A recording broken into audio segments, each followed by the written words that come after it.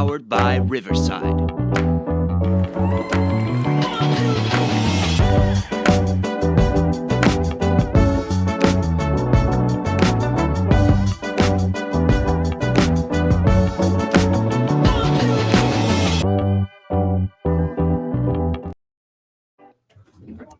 What's up, everybody? As we get started on our another monthly live, it's SummerSlam 2024. It is myself, GQ Boulevard, and we have a special guest and B More Wayne. Welcome to the show. Welcome to the Thank show. you. Yeah, excuse me there. I had to take my medicines. Forgot to this morning.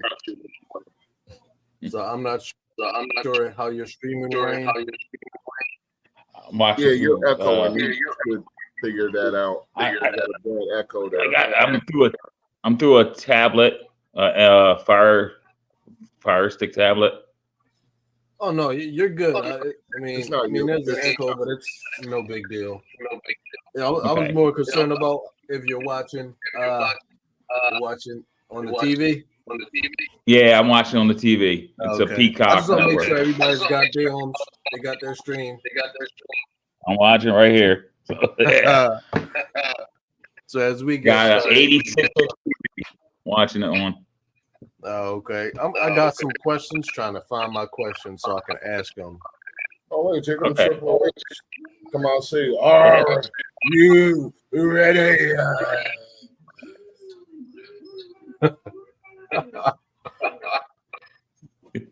Oh, where is it? Okay.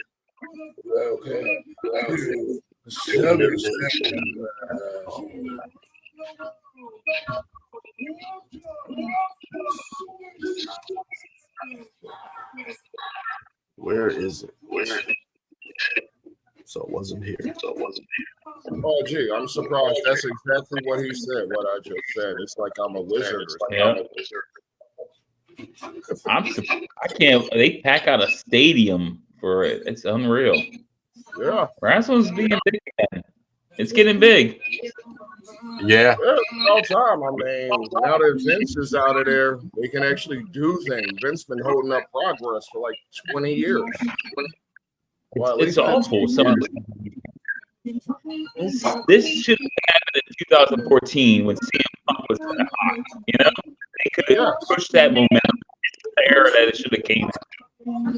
Instead, back in the ruined. Yeah, they dropped the ball on him. Ruined it all. Yeah, it's crazy seeing a stadium on that. You know, you WrestleMania expect, but ooh. Okay. I gotta print these out. I'm not even going to look like who that person is.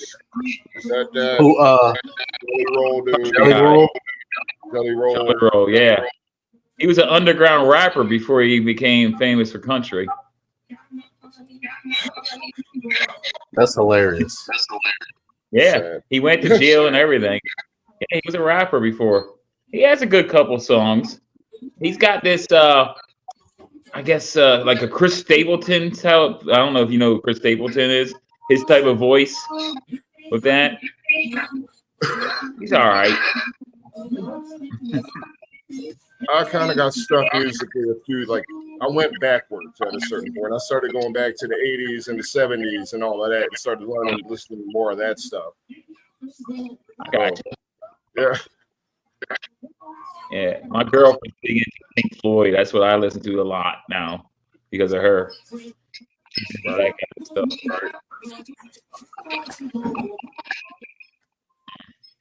No, I've been on like a podcast kick the past couple of years, so that's what I've been getting into.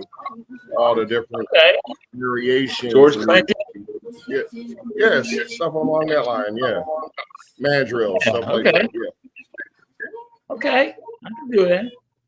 Yeah, I can live with that. I was into hip hop, R&B, basically I was into everything, but it just felt like all the music just got a bit like this, and that would all sound the same today, so I couldn't really get into it.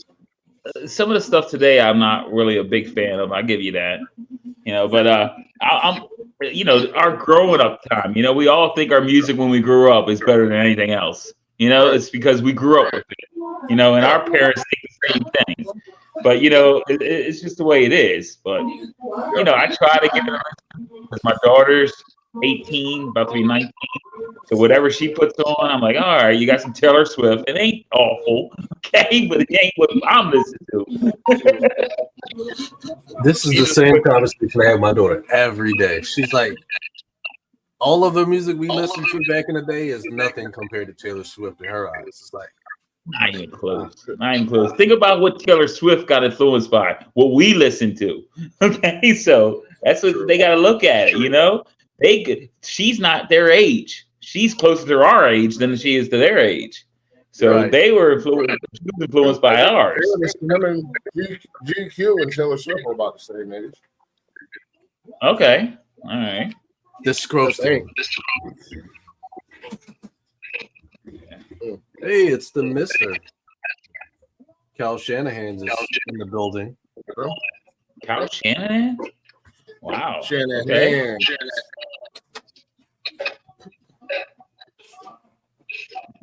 The hands are deceived. While I never seen here. Wow, the screen's full. This is a milestone, people. I wanted to, while we're here, I just wanted to make like a bit of a just a bit of an acknowledgement, I guess I can say. I don't know if you've known, you guys paying attention, but the Live from the Bench has now surpassed the 350 subscribers mark. Wow. Yes, yeah. Congratulations. And it's happened let's say 2 days ago we were at 92 subscribers. Mm-hmm. Nice. Okay. So we're getting up there. So woo. Let's go. We're going somewhere. And I'm hoping I try to hear whatever I can. Yeah. I'm hoping that this success transitions over to the fantasy football Avengers. Yeah. We got a nice little head start on that one. Yeah.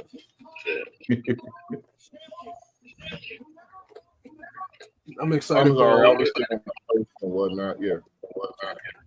I had to print out my questions because I got some questions and topics. While we wait for Rhea Ripley.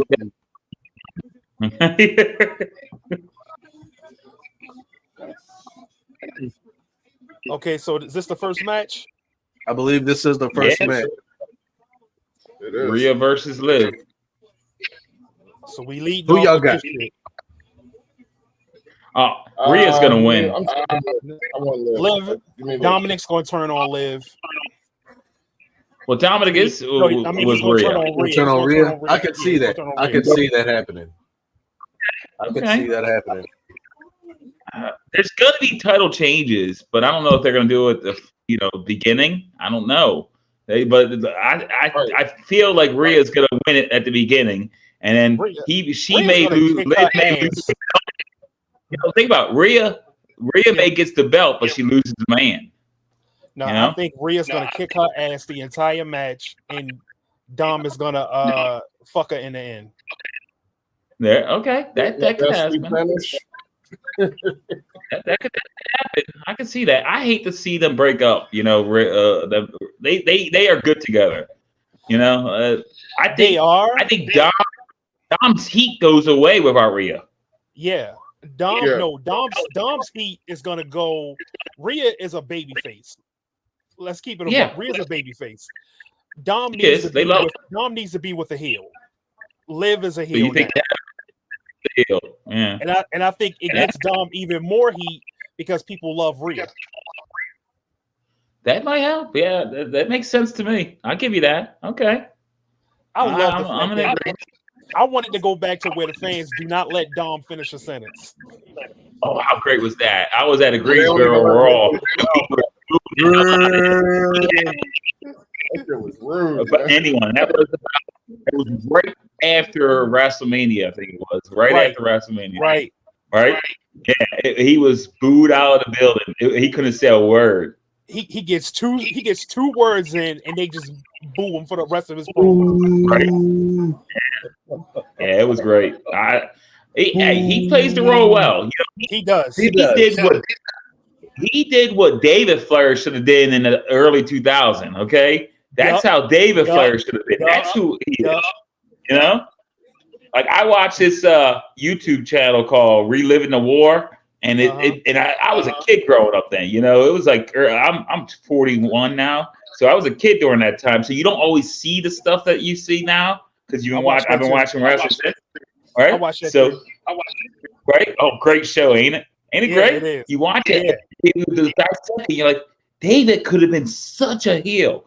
You know, he had Ric Flair as the president at the time and everything else, and that's exactly how this is how it's supposed to be. And again, he's improving the ring. I wouldn't be upset if he gets a US run or an IC run, you know?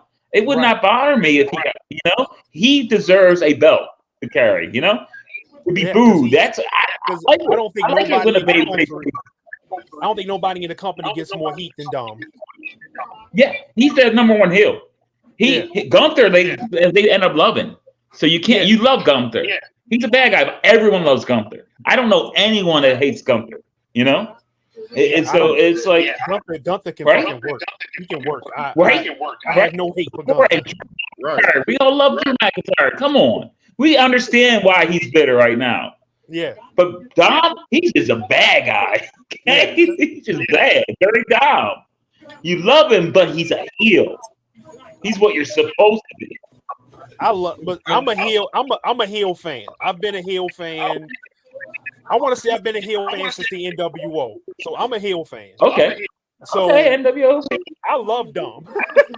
I love Dom. Hey, but you know, if we're all going back to the 90s Attitude Era, that's when we all became heel fans. The Attitude Era, that's what it was. Stone Cold is a heel. Yeah. Okay? The Rock was a heel. Marcel. That was my first with the arrogance spread. That was my first. Well, what about Ted DiBiase? And he became a heel in real life. He was a heel in real life. He was welfare people. Come on. He's a heel in real life. Yeah, he was real. I still don't like him. He was super heel. Right? Nah, Ted DiBiase. Now that you said Ted DiBiase, that was probably my first favorite heel. You gotta love Money Inc. Come on, bro. When he went out and made his own belt, he's like, "Oh, y'all don't want to give me a belt? I'm about to make my own," and had the best looking belt in the company. He paid Andre for the damn belt. He bought the belt. Yeah. You know, come on, that's a heel, and it was made after Vince. No, that's a heel. Yeah, that was Vince. That was Vince. Yeah, and you know what? CM Punk in the storyline with Drew is the heel with Drew. You know, he's the heel in real life. You know, it's like the way he's screwing Drew. That's why we all love it. Everyone's loving it. That storyline. But see, I can't really say. I think they're both trolls. I can't call a heel in this one. Oh, they're both the heel, baby. I can't call. They both can be the heel. It's the mega troll match of the year.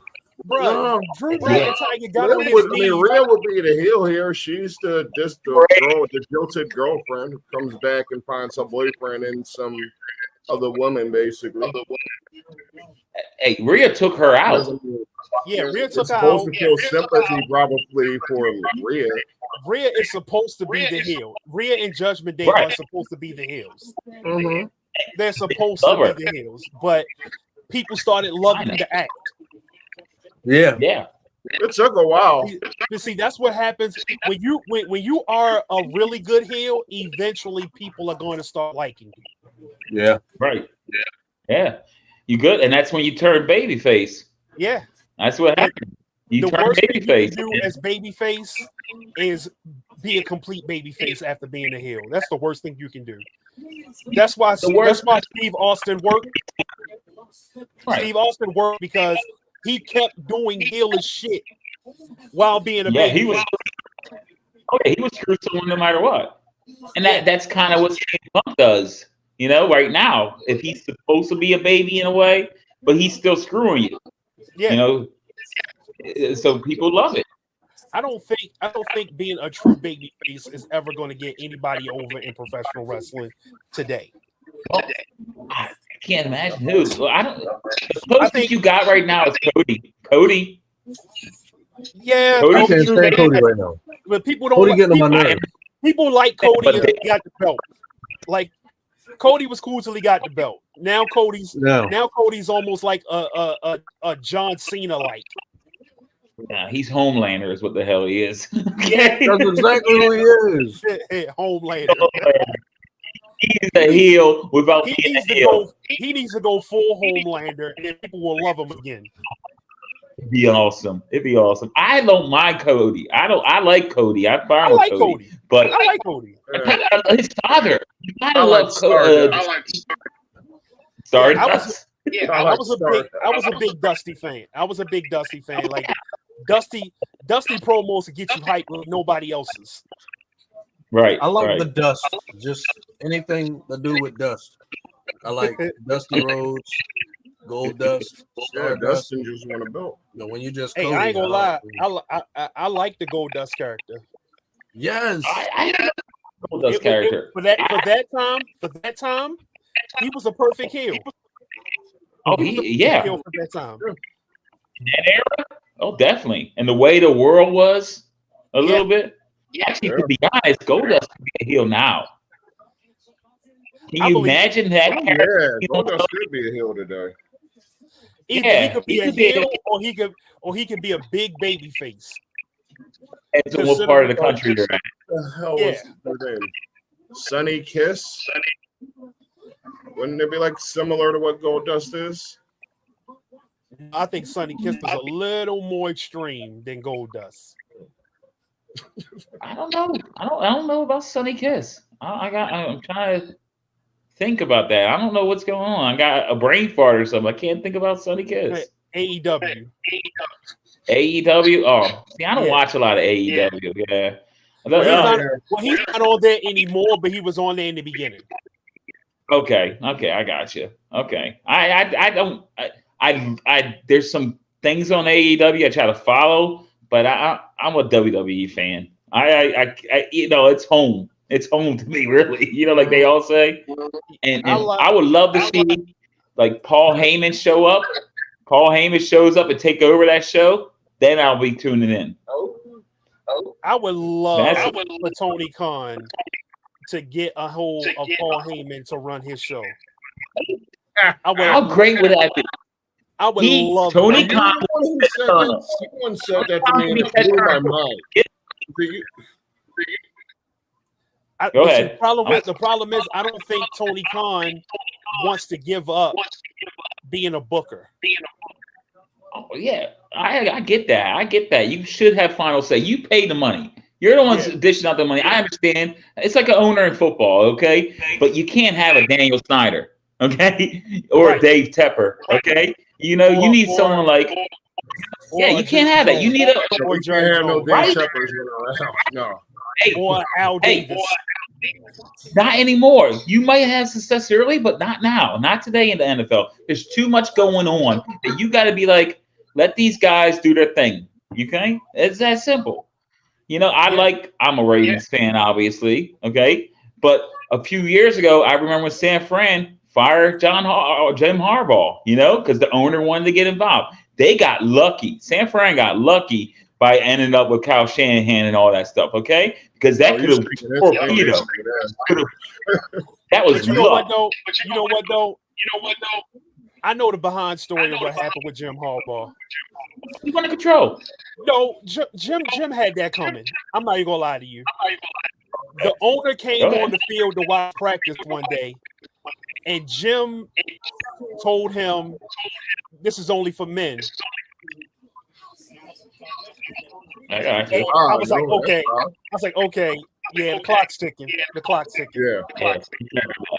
You can't tell. You can't keep going around after that. You can't tell the owner he's not a man. Regardless of how you feel about him, that man signs your checks. You can't tell him he's not a man. You good. You're right on that. You're a billionaire talking to a millionaire. You know, that's a whole different world. Yeah. All right. You say you got some questions.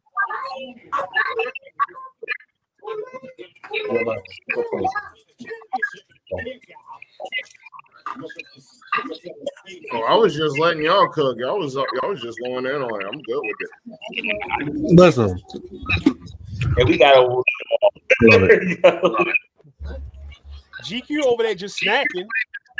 Yeah, I've realized every time, if you look at all of our videos, I'm eating at some point in every video. In every video. You got to have a sponsorship, whatever you're eating. Right. Okay. Get a Prime Energy drink showing up, you know, and everything else. You need to get sponsored by somebody making Philly cheesesteak. Oh yeah. It's Kabibble. Hit me up. There you go. Hit me up, Harvard Snaps. Okay. While we wait for a finish, if you could create any faction, if you could create any faction of 4 superstars, who would it be? What would you name your team? Ooh. Now is it 4 superstars in any company, or are we confined to one company? No. Global. It don't matter. Global. Bring them all over. All right. Okay. Let's think. All right. This is something. APA, Haku, Ken Shamrock. There's my just want to kick people ass. That's a bar fight. APA was going in there. That's all I'm saying. No matter what my pour was, 2 of them was APA. They walked to the ring. All right. Okay. You know, I got 4 guys. Okay, 2 tag teams: the Steiners and Harlem Heat. Okay, I think those guys you don't want to fuck with. Okay, yeah, and again, they work as a team, right? And they always wrestle against one another. How many times they lost their belts to back and forth? They were going back and forth at WCW, and you know, no one will really put them together. Big Poppy on the mic in the front, okay. Booker T in the background, you know, he'd be the other one that'd be up there right there. And Stevie Ray and Rick Steiner will be the one fighting, you know. They'll be the one just go in there and beat the shit out of someone, while the other 2 can handle the other stuff, you know, the talking on the mic and everything else. Because you got to be able to talk on the mic. Right. Stevie Ray ain't talking on the mic, okay? And neither is Rick Steiner. Rick Steiner arguing with Chucky, okay? Actually, Stevie Ray was actually pretty decent on the microphone. He was funny. It was funny. Calling everybody fruit booties. All right, let me give you my faction. That was hilarious, especially the way he said it. I want to give you my faction. My faction, I will call my faction Heyman Hustle. Heyman Hustle, okay. It would be CM Punk, Braun Breaker, Brock Lesnar, and Roman Reigns. Oh man, y'all winning all though. Yeah, that ain't right. I'm trying to make it fair. Okay, I want to go title and the U.S. belt too, but all those are going for the world titles. Okay, right. You know that? I mean, at least you got 2 world titles, so you're going to have at least 2 world champions. Right, yeah. You know, and then the other 2 can go after both world tag team titles. You want a tag team in that fashion. That's what I'm saying. You don't want a 2-man power trip. You know, you don't want a Triple H and Stone Cold together. Okay, again. You don't want that. Do it. That's impossible. Who's going to overcome them? Who's going to beat them? Nobody. That's why it's going to work. It's going to work for a couple of years. That'll work. A couple of years. You know what's going to do? It's going to kill the ratings. Okay. I don't know. I would watch that. I would watch. Nobody wanted Cena. Super Cena is why the ratings went to shit anyway. Imagine a super group right there. God. Again, we love all 4 of them. Okay? But who's going to be the star? Because the fashion is to build one person up, right? Four Horsemen was about Ric Flair, right? Evolution was about Triple H, right? Right? I think that DX was about Triple H. I think that would be. You got to build up one guy. That would be the build. Brown Breaker. Okay, Brown Breaker's awesome. Yeah. Okay, he's the future. He's the future. Yeah. CM Punk is taking a back seat. Yeah. Punk doesn't need a world. Okay, there you are. Like your sound seemed low. Was it? Oh, is it still low? No. Can you hear me now? Okay. Good. All right, Will. I'm not using my regular mic today. I'm using the mic that I'm recording with. Okay, bully the brain.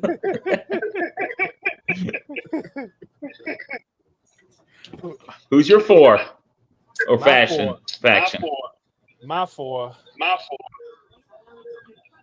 I would build this almost like the Four Horsemen. Okay. So we're gonna need that guy, that one guy. All right. I think my main guy is gonna be oh shit. I wanted to say MJF, but MJF is not good in faction. No, he's not good in faction. No. Don't want to do Roman Reigns because he's already been in two. Yeah, two of the biggest of all time. I think my main guy's gonna be Seth Rollins. Interesting. I love that pick. Seth Rollins is gonna be my main guy because Seth needs a good faction. Okay. Well, he had a couple. So yeah. Well, he was in the Shield, but after the Shield, and he had it all. But it didn't work. It didn't work. It didn't that work. Monday night. It didn't work. It didn't work. Like it didn't pop like the Tribal Chief did. It really didn't. Well, he was the head of the Authority. He was the champion with the Authority. Remember? I didn't like that either. That was when I got you, but I'm just saying you talk about Roman Reigns in the couple. He's been in a couple. Roman Reigns just happened to be two successful ones. Yeah. His shit popped. Roman's popped. Like that Tribal Chief thing, it popped off the bat. Mainly because he had a cheat code. Paul Heyman. Yeah. Alternate. Yeah, Paul Heyman's a cheat code. Okay. So Seth Rollins. We need a tag team. FTR. Okay. That's like a Four Horsemen tag team. I got you. And we need an enforcer. My enforcer would be Bobby Lashley. I like Bobby Lashley. Bobby Lashley might be ending up in AEW in a few weeks. Yeah, they might be going to heal the Hurt business. Which they fucked up big time. They did. That was the one call Triple H fucked up in the last couple of years. He fucked that. I don't know. People tend to get lost in the shuffle in AEW. Yeah, they do. Daniel Bryan's fighting Jeff Jarrett. What the hell? Shit. Dom fucking up. What in the world? I get what he's doing. She was going to lose the belt that way. Oh, she just wanted to beat him up. She's helping her.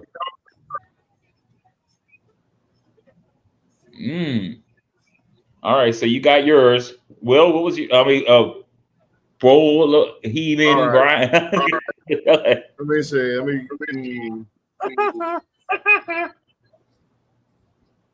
You already gave yours.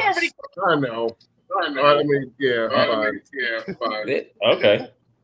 All right. What's the other question? We got 20, bros. 20 questions. Let me see. All right. Well, we got 3 hours. You already took MJF, so I guess. Oh shit!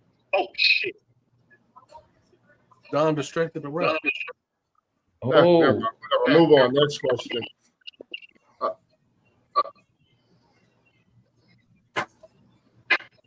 What I tell y'all? Yep.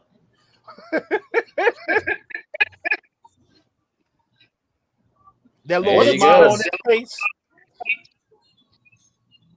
Is anybody here in comments? Okay. We got comments? Yeah. I can't see the comments. I can see the comments. Okay. Voice is 10. I don't know. Yeah, whatever. Todd Gray. AJ Styles, Motor City Machine Guns, and Shawn Michaels. He like all the he like all the little fast motherfuckers. I was a Hart fan. I'm a Bret Hart man, so I was against Shawn Michaels. And as a kid, I love Shawn Michaels now, but he was a little crybaby. Okay, he wasn't much of a champion. You know, I was more of a Shawn Michaels fan. What I tell y'all? Dom about to get all the heat now. Wepa. Dom about to get all the heat now. I'm on a delay. Of course, I'm on a damn delay. I just saw that. I'm a little behind you, but I got it. I don't like that shit. Wait, you wasn't watching it from Riverside? No. Is that why there's an echo in here? Probably. Oh, maybe. All right. No, I was watching it on my TV. Wepa. Hey.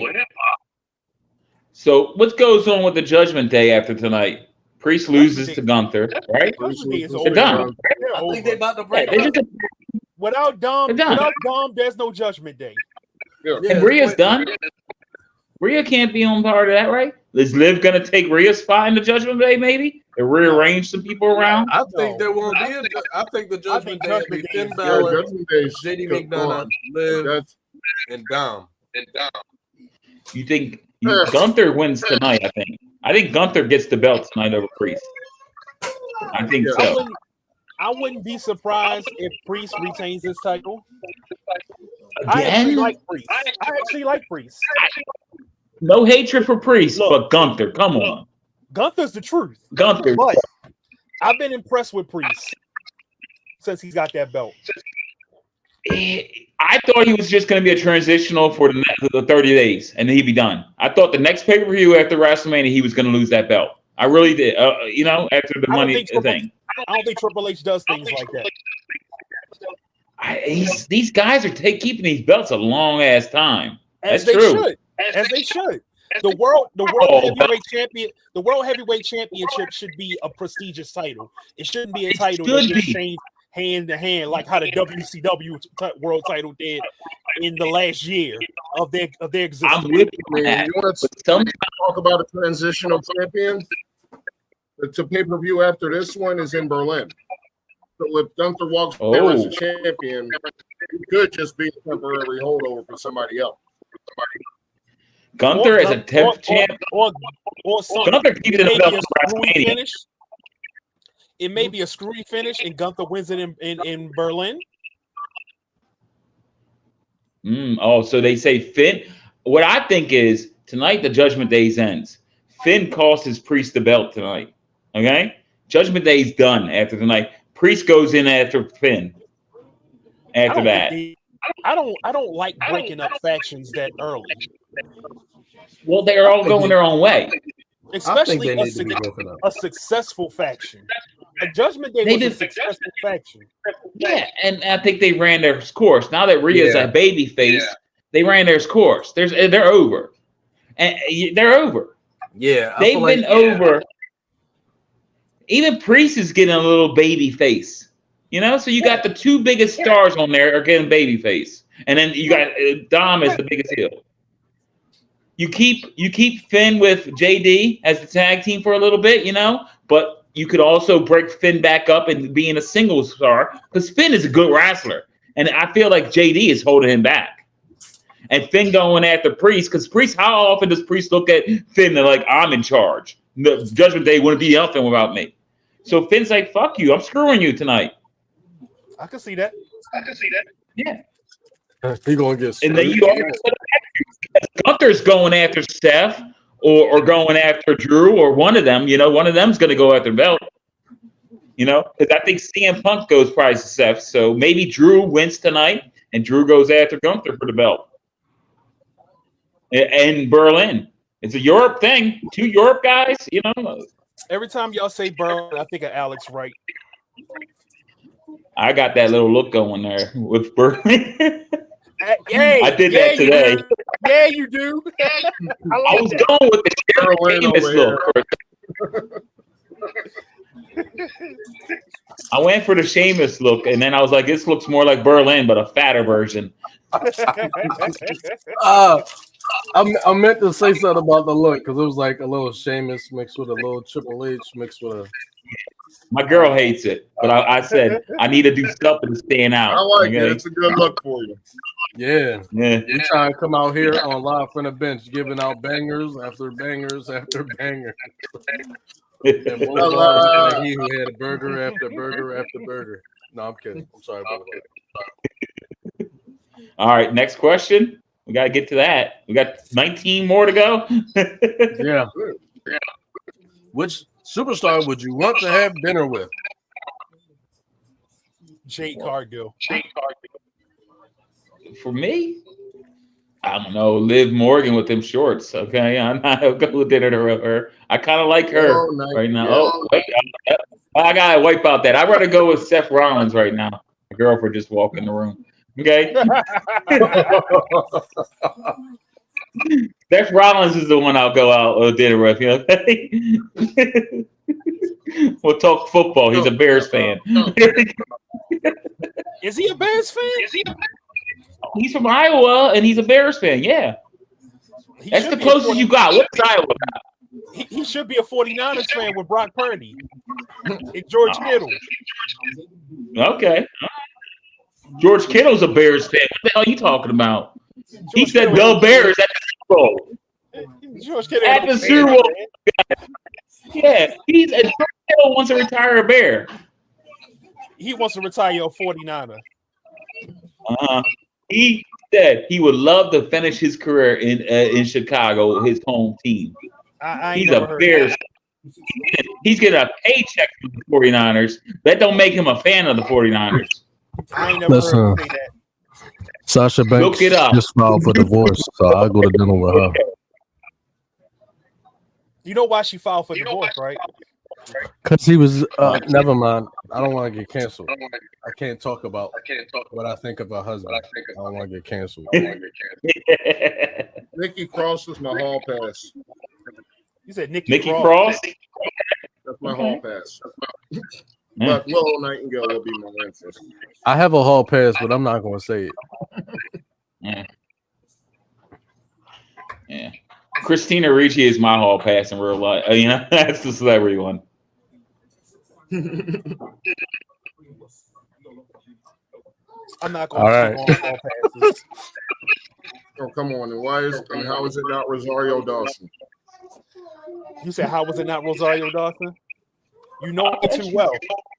You know me too well. Listen, it would have been Rosario Dawson, but AOC kind of like a weirdo baddie. She got the weirdo badness to her. Because you know I fight behind Rosario Dawson. You know that. I like AOC. Every woman I've ever been in a relationship with know how I feel about Rosario Dawson.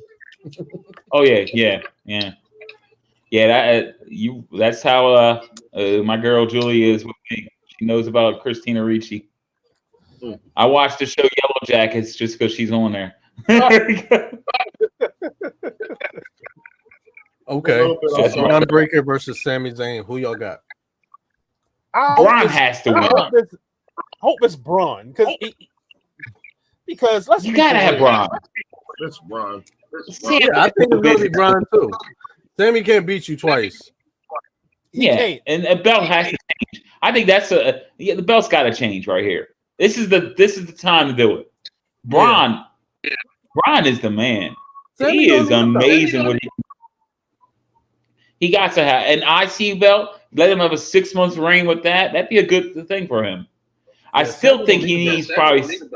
But I don't think Sammy needs a belt. Sammy is like that bull. Over. Yeah, well, Sammy don't need a belt because Sammy's got to join Roman Reigns to go take care of the new bloodline, right? True. He's got to be available.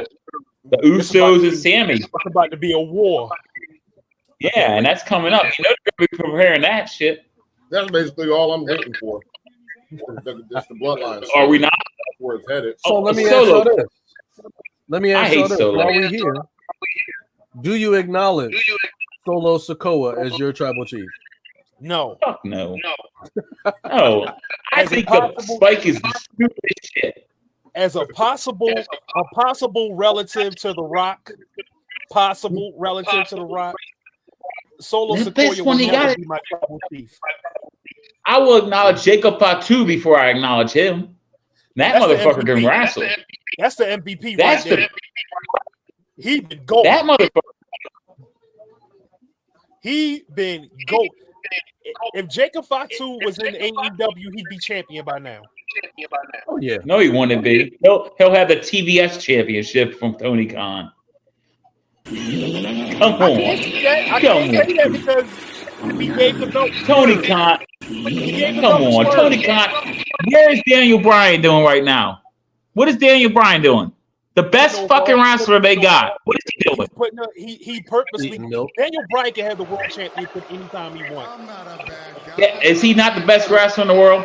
He's the best wrestler. But Daniel said he wants to put over talent. That's what he wants to do. Yeah. If he wanted, so he's wrestling. He's putting over talent, and he's fighting Jeff Jarrett. That's putting over some young talent, right? He's about to whip Jeff Jarrett's ass. And he's going to put over Swerve. You motherfucker are about to retire, not full time, in 2 days, right? 2 days he's about to retire, and he's wrestling a 60-year-old fucking Jeff Jarrett. He's going to kick his no. head. Why AEW is trash? Okay, that's why. Right? TNA is a better show than AEW, and they don't. You can't find that. Episode of TNA, like a new episode. I used to watch TNA. I think the last thing I watched. I think the last thing I watched on there was The Great Deletion. Okay. It's been a long time. And then they went off the channel that they were on, and then I just stopped watching. Yeah. And the only reason why you even watch AEW is because it's on the big network.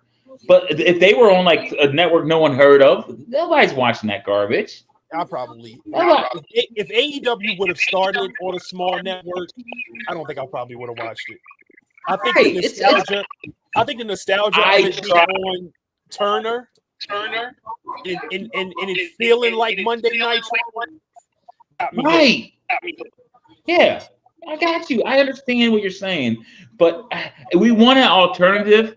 Everybody wants an alternative. It's when you were the best when you have competition. That's when wrestling was the best. But they got the wrong person running the show. Tony Khan should be Ted Turner. Paul Heyman should run that motherfucker. That's my dream. If that happens, I'll be the biggest AEW fan. Okay, I would love it. Yeah, I would love it. I definitely would be more. Yeah, I'd watch it. See, the problem with that is Tony Khan is us. But with money. Yeah, he's so if any one of us wrestling fans came into billions of dollars and got a chance to run a wrestling organization, we would want to be the top bookers. Yes. We would want to be the top buckers, but we also want to win the war, right? We want to beat you. Want to be the best, right? You bring in the best. You're never going to be. You bring in the best. Yeah, you did. Okay? It's WWE is too rooted at this point. It's too rooted. But you need to put on a decent show, okay? And to be honest, like you said, WWE is home for you. It's home. It is home for me. That's home for me. It's home for 2 million people that watch wrestling per week. It's home. It's been You're not going to be Sunday for like 30 years. Yeah, and at some points of that, it was trash, but we still watch. You know what? Yeah. You know what? I live in North Carolina right now. You know what was home to the people in North Carolina? WCW. Flair country. They only were around for 9 years. They were around 9 years. Okay? 9 years. It felt like and they were home. It's called Flair country in North Carolina. Why is it called Flair country? Not because of what he did in WWE. It's what he did in WCW and NWA and everything else. Okay? You can do something. You might not make the impact that WWE does, but the shows and the talent they got there, it's going to waste. It's going to waste. It's what Chip Kelly did to the Philadelphia Eagles. You had an all-star team. And the 49ers. You had an all-star. Nah, don't say the 49ers. We would crash before we got. I said Chip Kelly with the Eagles, Vince Young, Michael Vick. Okay? He inherited Andy Reid's team. And Andy Reid's team was loaded. Okay?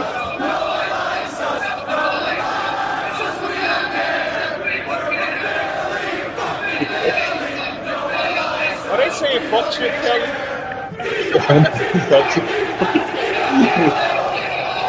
Go Birds. Look, I'm a Ravens fan. There we go. I got no hatred for Philly. I really don't.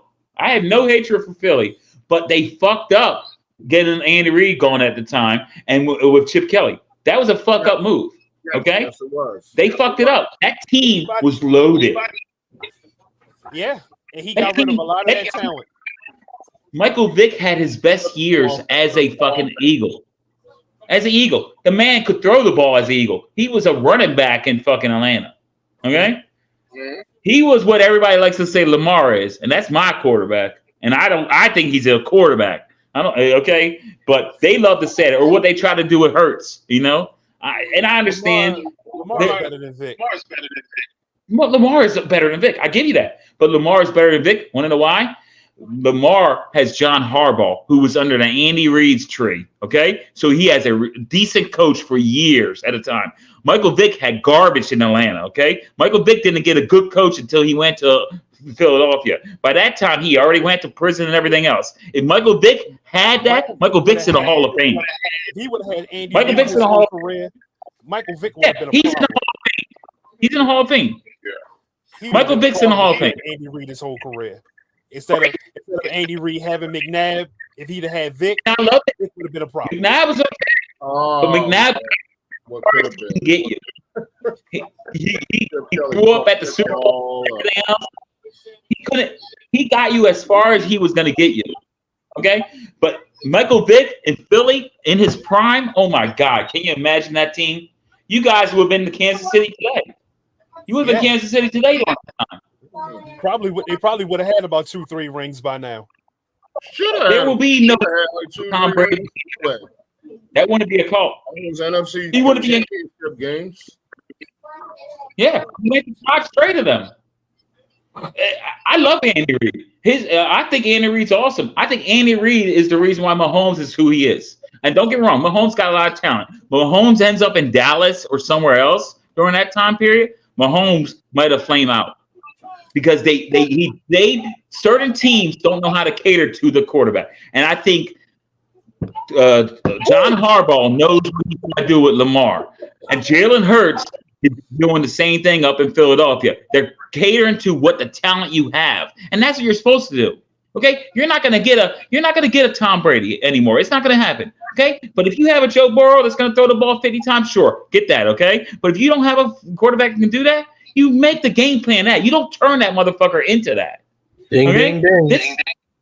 This is who you have. This is who you have. I think Andy Reid is the only play caller in the league I'm putting over Kyle Shanahan. That's how good he is. He's good. The only one might be all right. Donald down in Miami. He's a pretty good play caller. Breaker one. You don't think so? No, Shanahan's good. The Raven one. He's good. I like him. I like him when he was with us. But he has a lot of talent down there. But think about this. They have the Indy 500. They have so many motherfuckers that are like 97 speed on Madden. Oh yeah, it's unreal. What are they doing in Kansas City too? Everybody. Look at Kansas City right now. Kansas City has that too right now. Kansas City had that at one point in time too. When they had Kansas City has right now. They got the fastest fucking man in college on their team too. They got Hollywood Brown, who's pretty fast, and they got that right now. They about to be Kansas a problem. City, Kansas City scares the hell out of me. They already ain't a problem.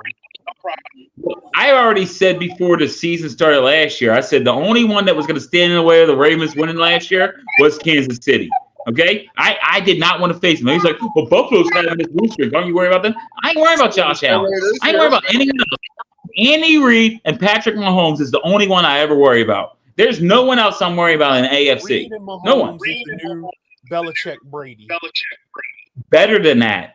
Because Mahomes is a better quarterback at his age than Brady was at that age. I can't say Mahomes is a better quarterback.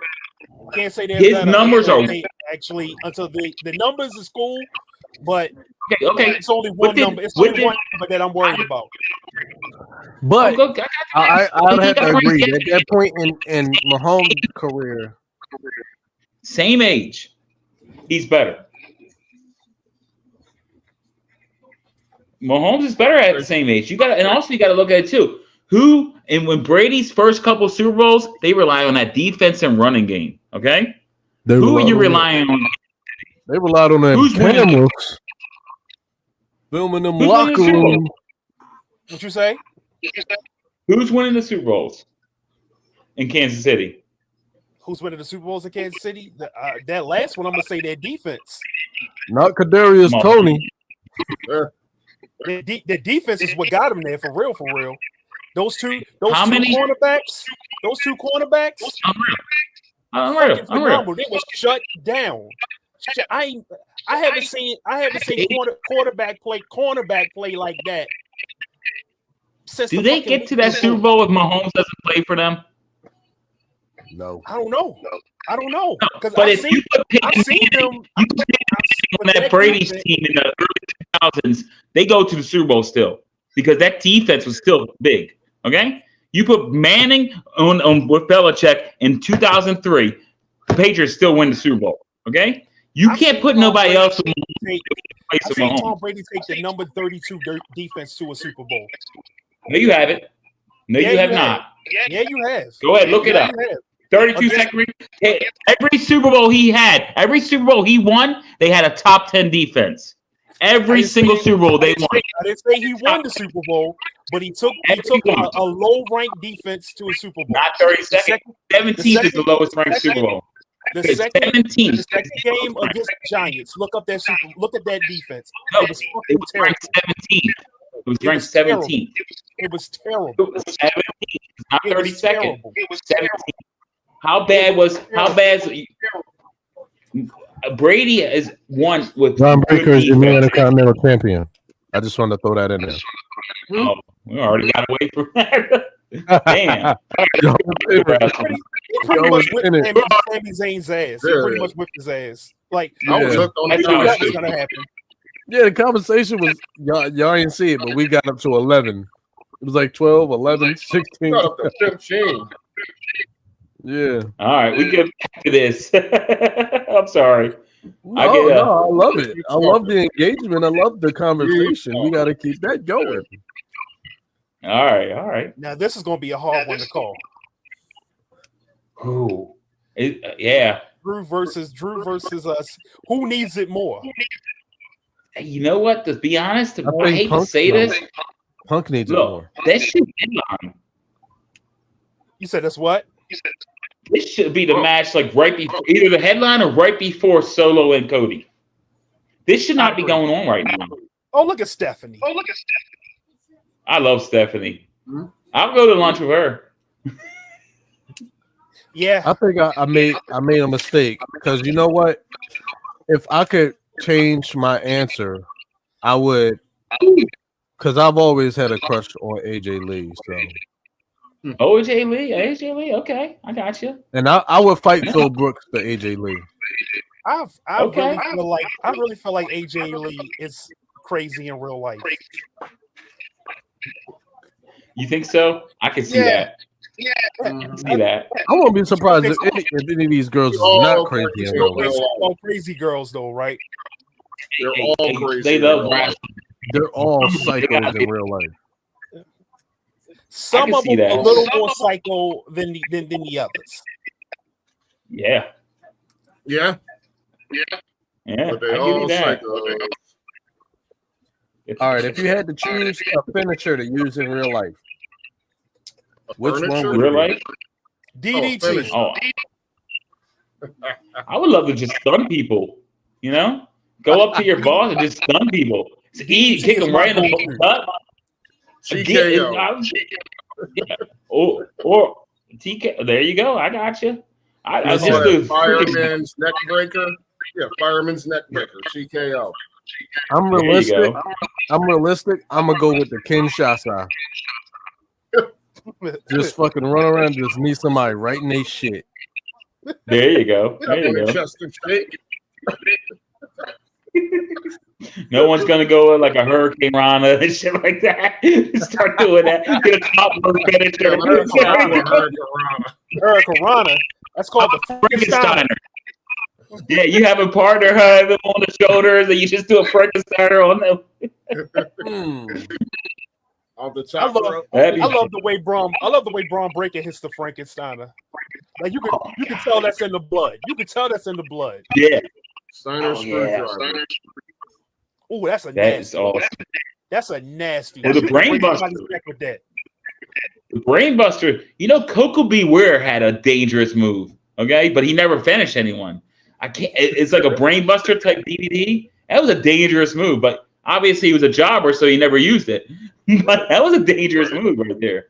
Yeah, Coco Beware was one of the more glorified jobbers back in the day. Like, yeah. He never considered him a jobber.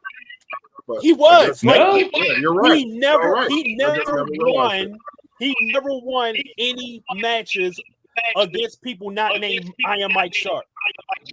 Yeah, that's it.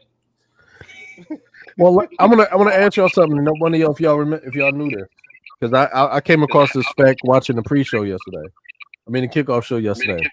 Were you aware that The Miz has lost 1,024 matches in his career? I believe it.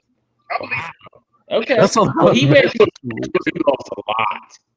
You know, the last few years he really went a lot. So I can see that. Like when he won that belt about 2 years ago, I think it was, where it was like that was transitional. He won that belt. That was just like you got to give him the belt when he got the Otis thing. But he was losing beforehand. He was losing after that. So I can see that. He's won a lot though. Oh, he's probably got 900 wins. You know, how many? He's got like he's like a two-time triple Grand Slam champion. He's like a two-time Grand Slam champ. Yeah. I think John Cena's not a Grand Slam champion. He doesn't have the IC belt, and neither is Sheamus. Oh, Sheamus. I definitely knew about Sheamus. Definitely knew that about Sheamus. I don't think Cena being a Grand Slam champ. I didn't realize that. I don't think he ever won the IC belt. You know what? John Cena was on that Hulk Hogan time, where it was World Championship or nothing. Well, he had the U.S. belt several times, but that was later in his career. Beginning of his career. You ready? He showed for the U.S. belt with the gold chain. He knocked out the gold chain. That's right. He did. He knocked out Big Show with the. All right, y'all ready for this? Yeah, I remember that. The Miz has lost, and when he was in his total wrestling promotions, all of them put together, he's lost 1,055 matches, 1,024 losses in the WWE. He got this weak ass motherfucking security. His total career as a wrestler, he's got 542 wins. Only 489 wins in WWE. Wow. Really? Wow. He's lost way more than he won. I would never thought that. Yeah, when I heard that, I'm like, what? You got to be. And Hulk Hogan has like 5 losses. Okay. Hulk Hogan's got like what? 5. Ain't gonna work for me, brother. Logan Paul really has MGK as security. I hope Eminem comes out. You say you hope Eminem comes out? Yeah. Kick him out of wrestling too, like you kick him out of rap. I remember I watched somebody slap MJ, and fuck that motherfucker, Shaggy the dog or whatever, fucking weirdo. Jesus. Didn't Kevin Owens powerbomb him through the before? Yeah, somebody did powerbomb. KO. Yeah. It was So KO. it had a little bit of him. What would MGK do against anybody in physical competition? Lose. Of any sort. Yeah. Get his ass kicked. Fire on his ass. All right. I wouldn't even ball my fist. It's all slaps. Like, why would you? Open hand. It's the most disrespectful thing you could ever do to a grown man. Slap shit out. I hate to say this, but fucking Logan Paul is just a spot fest. That's all he is. I can't stand him. But you know what? No, It's ain't been doing it as long. Yeah, he's a natural at it. He is. He's a natural athlete. Stuff. He's just doing some stunts. Is what he's doing. He's not doing what the doing with the Kevin Owens doing. He's doing one or two stunts in a match. You know, oh my god, he can do that. But he ain't wrestling toe to toe with anyone. Oh no. I'm not expecting him to get in there and go whole for whole. I'm not expecting that. I get it. Right, but I'm just saying it's a spot fest, okay? Like Shane McMahon can't throw a punch, okay? But he can fall off a ladder, okay? And that's what basically Logan Paul is. It's a spot fest. Logan Paul versus Shane McMahon would be a fire ass match. Yeah, who's gonna? But that's all they do is fall. That's all they could do. There was nothing for them to do. They can't do like lock up. Okay, you get locked up. There's no holds being done. You know, can you imagine either one of them's trying to do like, you know, clock? He missed the window in the first shot. You say he missed the window? I like Logan Paul. I like Logan Paul. I just don't like him as a person. I feel like the more he stays around, the better he's gonna get. And he's going to eventually be a world champion. No, he's him as not. a person, I just don't like. I want to fight you. I don't care what. He's going to eventually be. He's going to eventually be a world champion. I don't know. Logan Paul's a heel. He said he's a what? I feel like he's going to flame out. I don't think he's going to flame out. I do. I think he has this fan base that fucks with him. I don't know why. Yeah, but I feel like that's gonna like that fucks with him. I feel like at some point it's a fade. I've never heard of those Tall Brothers until I started seeing them fucking goofy ass boxing matches. I never heard of them. Right. But then when I didn't know about the Japanese. When you look into them, you read they have a cult following. People follow. WWE they were huge. Bullshit. Nickelodeon kids. Like, I don't know where they came from. Like, honestly. YouTube. He got famous from YouTube. Next, you're going to see Mr. Beast out there. Giving away money or something. He's going to get beat the shit up. Shit. But I love LA Knight, though. Oh, yeah. Well, Maryland. Okay? Yeah. I root for any Maryland person. Hell, I like Mojo Rollins, and I love Mojo. I'm all about Maryland. I'm all about Baltimore. I got a homeboy that say he don't like LA Knight because LA Knight is a copy of Stone Cold and The Rock, and I'm like, dude, if you did wrestling history, if you knew wrestling history, everybody is a copy of somebody. Stone Cold is Sandman. Stone Cold is Sandman. Right. He's a tuned down version of Sandman. Yeah. And the whole drinking beer and shit. Yeah. The Nature Boy Buddy Rogers. Come on. Who don't like Ric Flair? Everybody is a copy of somebody. Scott Steiner, Hulk Hogan were copies of superstar Billy Graham. Like everybody's a copy of somebody. You got it. If you take influence, you grew up with this, okay? Exactly. This is who you are. If you're a player in the NFL, you're going to emulate your game after someone that plays in the NFL. Exactly. Okay? Exactly. Michael Vick changed the game.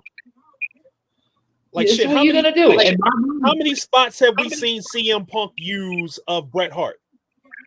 Like you can tell Bret Hart's a big influence. Like everybody is influenced by somebody. It's all about taking it. It's all about taking it, making it your own, and succeeding with it. The people fuck with LA Knight. They love him. Yeah, they love him. Yeah, I've been a fan. And you know what? I've been a fan of him since he was Eli Drake in TNA. I always felt like TNA was wasting him, not putting the belt on him. Always felt. Well, I think they haven't got him when he was the hottest right now in WWE, but they got too many stars.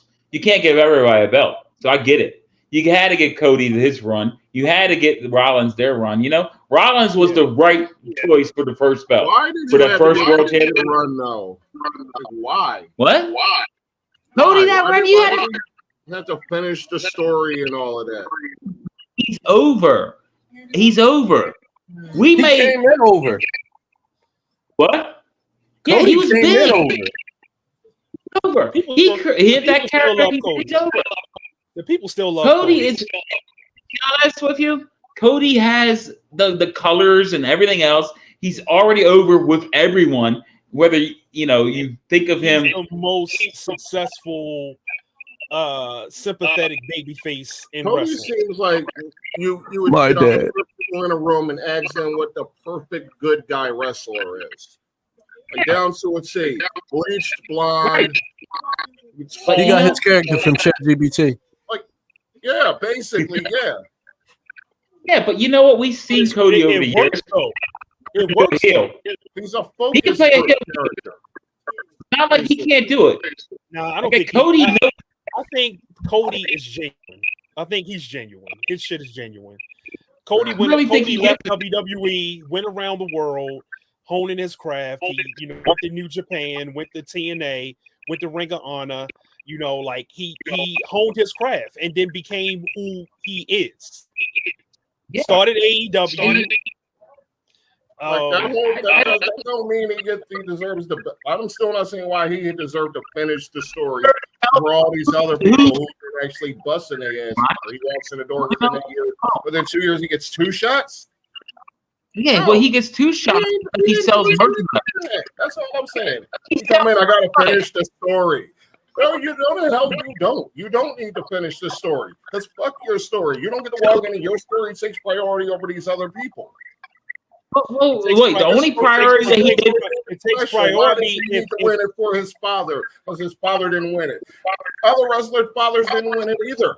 What is well, they're not telling their story like Cody is. They're not telling their story like Cody is. Cody deserved the belt. What do you want to talk about? I want to talk about my father for 20 minutes. That's Cody Rhodes every damn week. No, I don't rock with Cody. He's too damn corporate. He's too damn created for me. Created? Who created him? Yeah. WWE? Yeah. Cody created himself, bro. He the whole thing.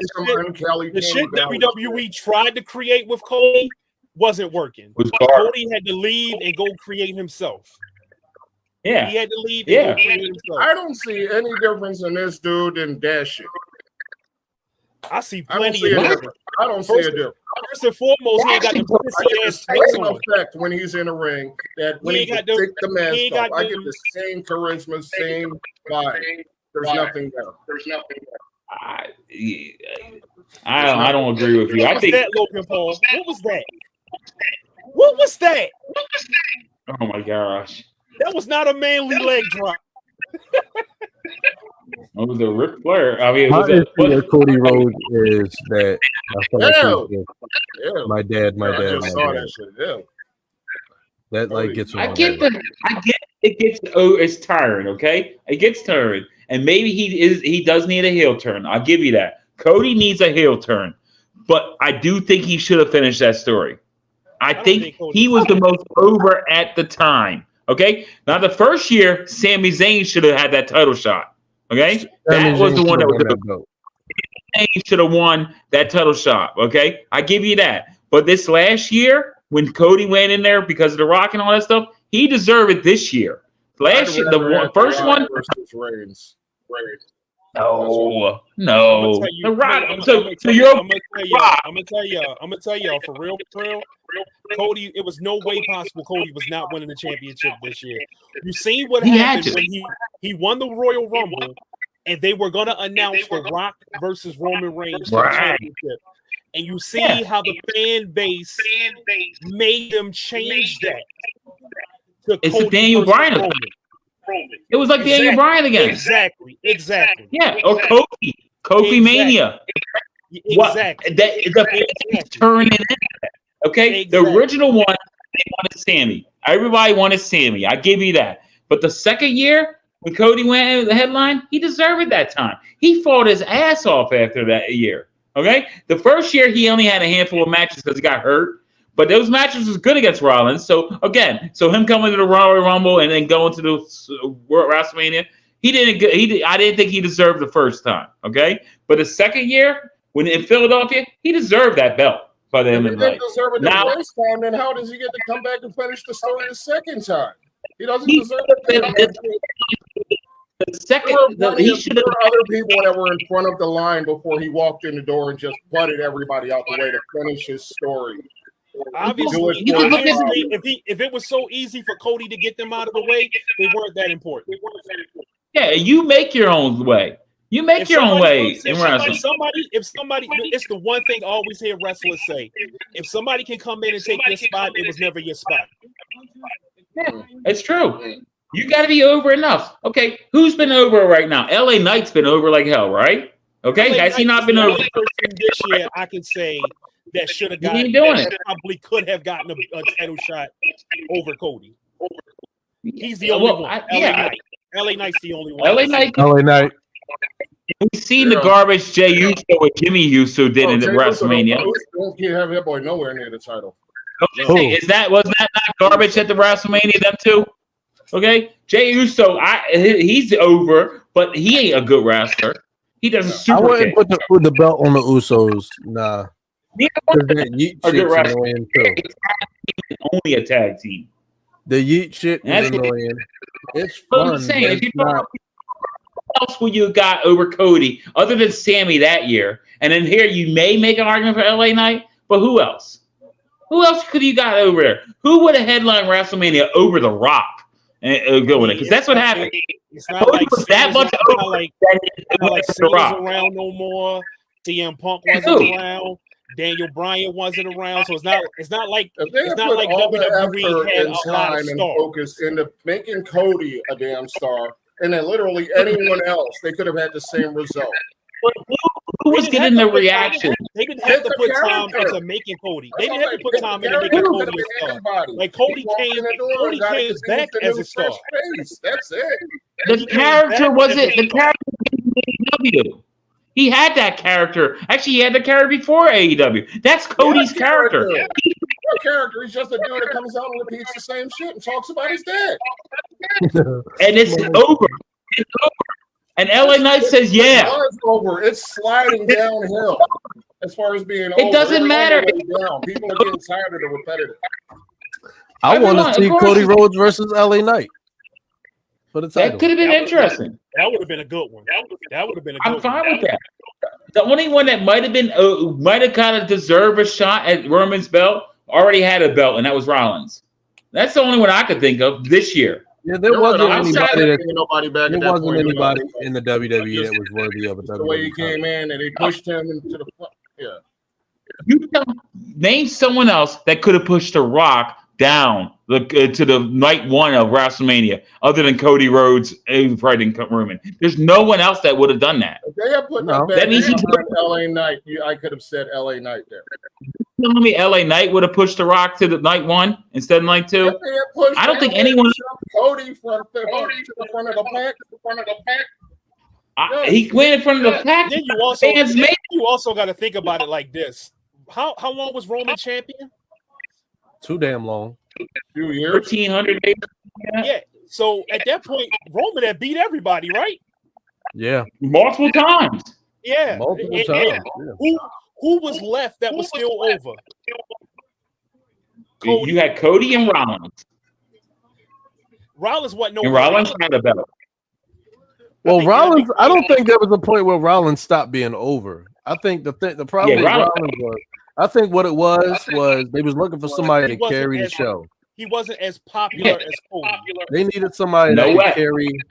They needed somebody that could carry the show. That's it. I'm just thinking of alternative. That's the only one you can think of as alternative.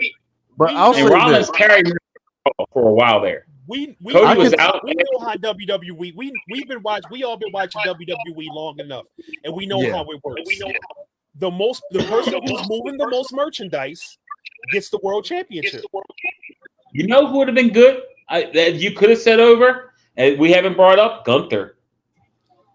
That might have been an interesting. I did see that happening. I did see that. I thought that Gunther was going to be the one that versus Roman Reigns. That would have been a clash. Because I thought that was going to be the heel change, the face change for Roman. I thought it was going to be Gunther to beat Roman. That would be the only one that I could think. You get a young guy, they're going up. That's the only one. But other than that, I can't think of anyone else. But let me ask you this, because this probably a funny segment. What do y'all think of this? LA Knight, Cody Rhodes in the ring. Roman and LA Knight goes, "Hey Cody, let me talk to you." And Cody goes, "Hey LA Knight, what do you want to talk about?" That'd be good. That'd be good. Yeah, but that's catchphrase. That's what they do when they come out. You do that, and then you can have Cody in the midst of the feud turn heel. I don't think Cody's turning heel. I don't think he needs to turn heel.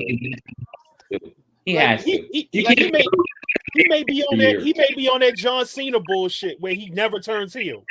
Yeah, he is. No, the difference is Vince McMahon is no longer in charge.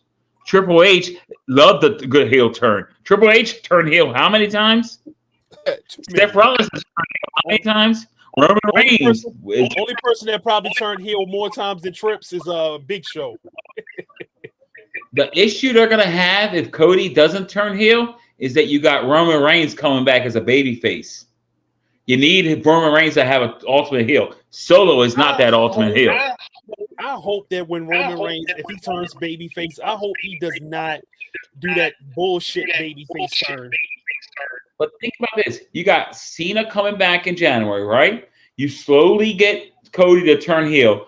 Cody and Cena, right? Because you're already going to have the feud with the bloodline going to Survivor Series with Roman coming back babyface, right? Okay, he's going to go up against that. And then The Rock going to come back as the final boss come January. Okay, so they can set up WrestleMania, Rock, Roman, Cody, Cena at WrestleMania. That's what I'd like to see. He about to cheat. The Tito Santana Macho Man. Yeah, there you go. Tito Santana Macho Man finish.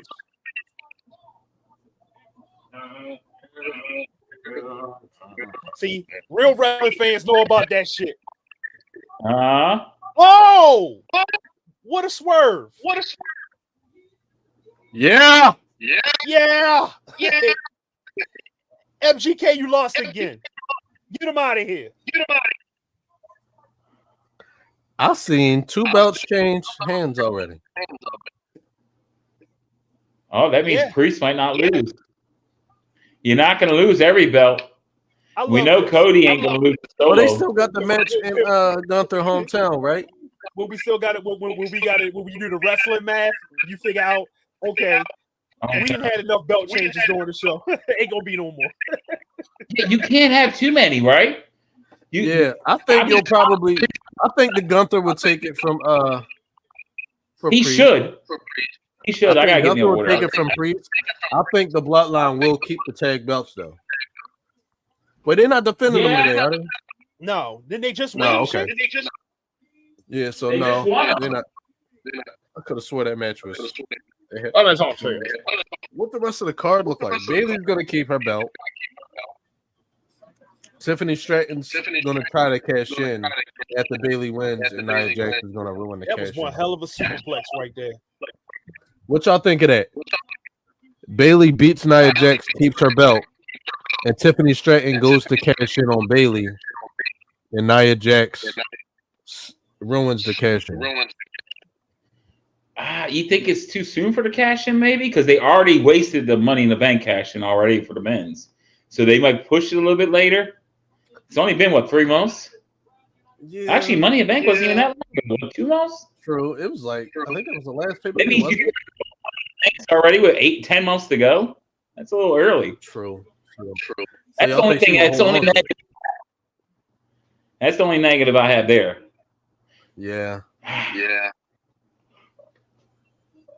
Well, he deserves a belt. He definitely deserves a belt. And maybe I won't see Logan Paul for a while. Logan Paul's going to be back. Yeah, SummerSlam, Survivor Series. He's only going to come back for the big shows. So what we got? Punk, McIntyre, Bailey, Jax, Gunther, Priest, and Cody Solo. All right. We already know Cody's going to beat Coca-Cola. Due to some sketchy happenings.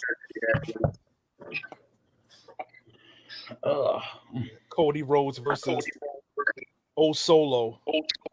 Well, Roman Reigns is coming back tonight. Yeah. This is the night he comes out. Or Uso, the other Uso. Yeah, that's true. Too many of them damn that damn I don't know why family. I think it's Hakaleo. They got like 4 more coming in. They don't own condoms. Honestly, right? They don't. Honestly, they don't know what he said at first. They don't got no condoms. Ain't no condoms on that island, boy. On the island of Revelancy. I had one child, and that's it. The island of pregnancy. I'm one of 8 growing up. Okay. So I made sure I only had one daughter. I ain't want no more. I took care of that issue. I wasn't having no more. Daughters are expensive, aren't they? She costs me so much money today. She's 18 right now, and she'll be 19 at the end of August. Always hitting me up for money. I got 2. Always. I got 2, and they done ran me a small fortune just this summer alone. They know it. They know it's like she knows my payday before I know my payday. I got paid this week. Oh, I paid Thursday. About 8 o'clock in the morning, you'll have that money. But you know what, though? Okay. You know what? Anytime they call, I can't tell them no. I can't tell them no. You can't. No matter. Don't get me wrong. I give them a hard time. Yeah. Oh, yeah. You definitely gotta give them a hard time. But at the end of that talk, you're still gonna give it to them because you know. Oh yeah. I rip into her about that. I'm like, you need to be working. You need to be doing this, okay? That's your princess. She does work. Yeah. It's frustrating, but hey, you gotta do it. You know, one time instead of giving her money, she wanted money, right? And then, you know, we had a joint account like where I could see what she was spending on, and I gave her money and she goes to Starbucks with that shit. I'm like, you telling me you was hungry? You went to Starbucks. Okay. So the next time she hit me up for money, I took her grocery shopping, fill up her fridge. Okay. I was like, that way you ain't gotta worry about food for a while. There we go. Right. Cool. What the fuck are we watching? What is all this doing? God. He was shaving his belly. This is not safe for work. This is the Money in the Bank winner right there. That's the Money in the Bank winner right there, Otis. Right. He should have been ashamed. Otis. That's the one they should have pushed over. They could have pushed Otis over Curtis that year, huh? He was over. Yeah. Otis beating Roman Reigns at WrestleMania. That was. I don't see that one happening. No. They ain't putting no belt on Otis. I tell you who I would have loved. I tell you who I would have loved to see go over Roman Reigns. Who? Bobby Lashley. Yeah. Oh, Bobby Lashley's awesome, and it's realistic that he would beat Roman Reigns. Yes. You know, yes. It's not one of those people that like, how the hell did that happen? You know? Right. Like this guy, wasn't he like undefeated in MMA? Yeah, Belmore or whatever. Yeah, Beltor. So he's realistic. He's a realistic ass kicker. Him and Brock. Yeah, it's like realistic ass kickers. He is. And they dropped the ball with him. That man, that's the man. And again, AEW is gonna be worse, but that's besides the point. He's gonna put some asses in the seats in AEW. Yeah, okay. They need to because they can't fill the seats. I tell you what I would like to see initially happen. I like to see them initially start the Hurt business, but do it with Swerve, and then have Bobby and them turn on Swerve. Okay. Have Bobby come in like an enforcer for Swerve, and then have him turn on Swerve. Okay, Swerve is the one guy they done good to. Okay, in the last 3 or 4 months, I've been seeing some highlights of him. They are looking the one guy, he's a superhero, and I love it. Yeah. Well, it's about time. They don't do right about black champions. They don't in wrestling. It's still racist. It's fucked up. It was professional wrestling was rooted in racism, but it's getting better. It's getting better. It's better than what it ever has been. But it is. It is. But I just want to know, could y'all say his name though? Whose name? His name. If you say his name, he appears. I'm not saying his name. No, I'm not doing that. Say his name. No, say his name. I know where you're going with this, and I'm not doing it. I'm sick of him. I'm say sick his of name. him. No. Is it Joe Hendry? Joe Hendry. He may appear tonight. I'm sick of this dude. I have no idea who that is. Joe Hendry would have been big in the 80s. He's over. He would have been big in the 80s. He's big now. He's big now. But could you imagine how much over he would have been in the 80s when it was millions and millions of people watching wrestling every week? Yeah, but you know, can you imagine school? Definitely school doing that shit. Say his name. He's over. You got all the kids in class singing his theme song. Oh, imagine him coming out tonight. Cody ain't got nobody else coming. You can't ask me something what I believe in. Don't ask me what do you believe in. Somebody be like, I believe in Jesus. I'm like, what do you believe in, Joe Hendry? Man, at this rate, can we let Joe Hendry run for president? There we go. Hey, is he old enough? His tagline. Look, his tagline is already there. I believe in Joe Hendry. It's already there. Hey, is he over 35? That's all that matters. Right. That's it. Nope. He can't be. He's Scottish. We need to kill that. We need to kill that. Is he over 35? Well, then, vote for Boy the Brain Heenan. Just let from Scotland. Yeah, but who's voting for? Who's going to be the one voting for that? 80-year-old men. Okay, that's who gets to decide what the age requirement is. Okay, that's terrible. They ain't gonna change that. You're lucky it's 35 and not 65 as the minimum. Listen, right. I'm voting Chad Gable. Chad Gable for president. I'm ready. Like I do every year. I'm voting for Thanos. Thanos. Yeah, I believe in that would be an improvement. Half these people do gotta go. They do. I was saying from the moment he started speaking, Thanos was right. If half the people on planet Earth disappeared right now, it would improve life so much. Depends on what half. Depends on what half. Where that half is in Russia. No, we need it. What if it's like about 8 billion people on planet Earth? What if it's like 4 billion of the assholes on the planet just disappeared? But you gotta define an asshole. That could be a problem. The people that only care. I'm liberal. Okay, care about themselves. Like, I agree. Like if you don't have a care in your head for humankind, you only care about yourself. Gotta go. I agree. I don't on that. I agree. You get rid of the Bible belt. I feel like a lot of the money in the world that's made, we'd lose it if you got rid of all the assholes. But see, you wouldn't need all that either. You wouldn't need it. You wouldn't need it. It wouldn't be a rat. I would be unemployed. It wouldn't be a rat race anymore. You might not be unemployed. You might be the one taking over. What's left? But my line of work, I'd be unemployed. My line of work is security. Like, you don't need me if you get rid of all the assholes. Yeah. There's always assholes. Never thought about it like that. Line moves. If you get rid of all the shit, I remember. You still got these assholes right here. I remember a Jehovah's Witness came to my job, and I feel bad today for how I handled it.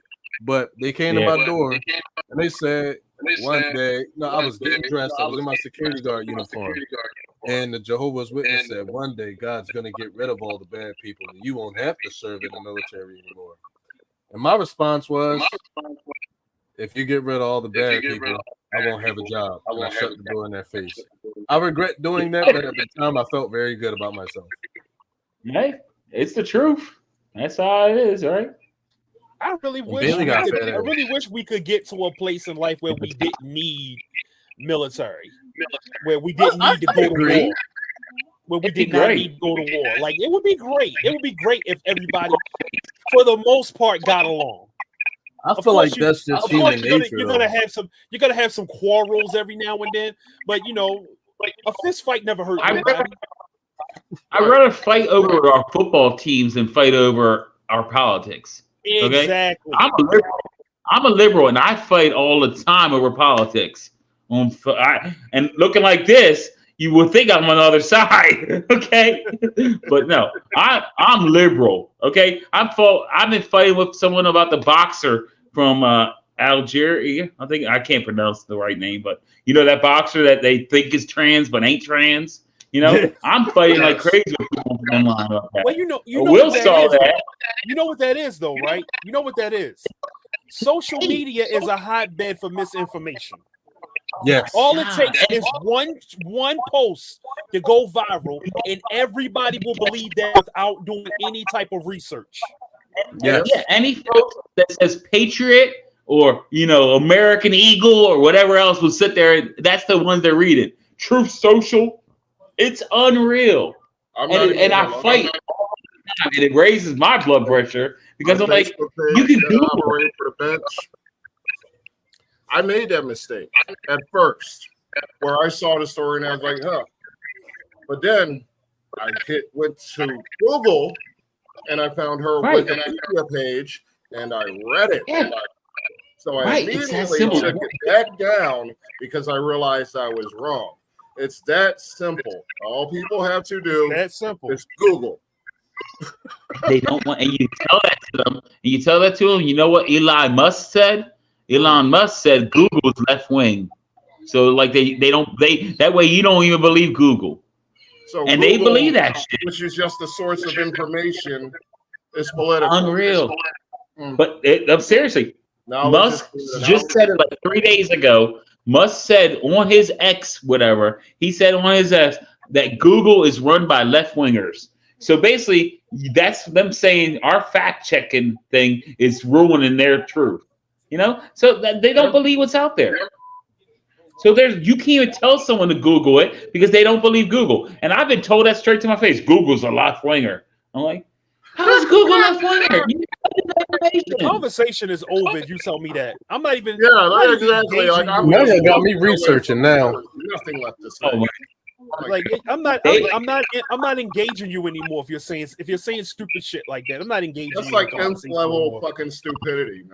It's unreal. It's unreal what I deal with, and I do it to myself because you're not changing nobody's mind. You're not changing nobody's mind. No, all this misinformation. They're hateful in their heart, and they ain't gonna admit they're wrong on something. It's just the way it is. Not at all. All they're gonna do is double down on it. I have some people that I talk to about, and I live in North Carolina, so you can imagine I'm a liberal living in North Carolina. Okay, It is not easy where I'm living at. Okay, I live in Mooresville, North Carolina, which is home of NASCAR. Okay, all right. So, how the hell? Okay, home of NASCAR. Okay, I talk to people, and these are like the most Christian people you ever see. No one does anything on Sundays. They're all at church. Not me, of course, but they're all at church, right? And they have so much hatred for Ukraine. They have so much hatred for the poor people. And I'm like, you don't like the party that wants to help the poor people. You're saying you shouldn't have free lunch. You shouldn't have education. What the heck are you doing? It's unreal. How are you a Christian and acting this way? Like, doesn't your Bible walk against this? It's unreal. And that's how they are. And I do it all the time. And I go through this, and I'm thinking to myself, what am I doing? And my girlfriend, she's liberal too, okay? Because you can't date someone that's not what you believe in, because it'd be awful, okay? She's liberal too, but she keeps quiet, and I'm the extrovert, and I'm an idiot for that, okay? Because she won't say it to the people. I go at it. Oh my God, it's so bad. Yeah, you need to be around people. If you're going to be in a relationship, you definitely need to be with somebody that's like-minded. Yeah, and I'm blessed with that, because I wasn't always like that. Yeah, it wasn't always that case, but now I'm lucky enough the girl I got. Okay, that's why I won't go to lunch with Liv Morgan. It's all right. I understand. Oh, she got in $1 million dream. She got in $1 million dream. Oh, wow. I ain't seen that movie in a long time. Yo, Nia Jax big as hell. What you say? Damn. What you say? She big as hell. Hold on. Would you take a stink face from Nia Jax? I would. Yes, I would. I'd crack Nia Jax. I'm not even gonna lie to you. I ain't gonna lie. Yeah, I mean, she's pretty. She's pretty. She's ugly. She's not ugly. She's a pretty girl. She's not ugly at all. Bailey, I would take over her, but she's pretty. I give her that. I'm not. But at the same time, all these women make way more money than us. Right? What about Zoe? What's her name? Zoe Stark. Yeah. I'm running from her. Bro. What about who's a Pepper? Look like a housefly. I think the only one I may run from is the chick that looks like Gonzo, Ruby Soho. Okay. There you go. I'll run from Shane Blazer though too. Fuck the accuracy, man. We getting canceled tonight. Yeah. Well, Bailey's gonna win this. It's gotta happen. Nia Jax, I can't imagine. Nia Jax won. She won Queen Reign. I think that's where it stops for her. She's nobody. They want to push her, but they can't. She can't wrestle. She's not good. Nia Jax. She's not a good wrestler. She in a different era, she'd be like dominant. Okay, but in this era where you have to wrestle as a woman, she's not that great. They want her to be Awesome Kong, but yeah, Awesome Kong can actually go. Yeah, Awesome Kong can actually go. She could go, and she was great actress in the book. Yeah. So much stomach. I wanted Awesome Kong to be I wanted her to do good in WWE so bad. Same. We got a visitor. There you go. Daughter. Jayla. You're here. You might as well say hi. You're here now. She's choking out. You remember at one point in time in wrestling when choking was illegal? Well, over the top rope was illegal at one time. Right. Yeah, you couldn't go over the top rope. You get disqualified. Yeah. That's ridiculous. Blood. They didn't want blood match. Yeah, WWE is still kind of strict on like not really having blood. They don't like blading. They don't do blading like that. And you know, it should be at a particular time when you do it. Okay? Yeah. That's the problem that's going on in AEW. You blade every week. The culmination of a feud. Yeah, that's when the blade should come out. So you don't need, you don't need to blade every match. You don't need. I mean, I don't John even Moxley. John Moxley will bleed every match. John Moxley's head's gonna look like New Jack's head. His forehead when he's older, it is. Look like New Jack. That Abdullah the Butcher head. Yeah, Abdullah the Butcher. Yep, it's gonna be messed up bad, ridiculous, and he doesn't need to do it. John Moxley over enough that you don't need to bleed like that. He don't need to do it. He don't need to do it. No, you don't need to do it. We came up in the ECW days, and that shit was wild for what it was. But like now, we got the death matches where they like sticking sticks in that CZW shit. Cutters. Yeah, like crazy. Like, what are y'all doing out there? I remember I went when Best Buy used to sell like wrestling DVDs. I went to Best Buy one day and I said, "What's this Combat Zone Wrestling? I never heard of this before." They had a DVD there. I went and bought it. I promise you, I could not get through the first match on there because I'm sitting here looking like this is stupid. It ain't wrestling. It's crazy. Like it's crazy. I watched like the faces. People just took the hardcore wrestling aspect of ECW and felt like that's what you had to build your company off of. But forget the Rob Van Dam versus Jerry Lynn matches. Forget that. It's just all about Eddie Guerrero, Chris Jericho, Rey Mysterio. Realistically, blood wasn't even that common in ECW. Pay-per-views and stuff like that, you may see here and there, but it would have been all the damn time. But you could go months without somebody bleeding. Right. And the fact that they, what was it, TNN and Spike TV and stuff like that, they weren't going to be allowed to do it. Yeah. They're not going to be allowed to do it like that. Only on the pay-per-views. But then, you see on AEW, like you see highlights of that stuff, you're like, they're going to bleed every week. Everybody's bleeding. It's crazy. Jungle Boy, who's a joke. Okay? He's constantly doing stupid stuff. I will never like No. Dylan Jr. I will never like Dylan Jr. Never.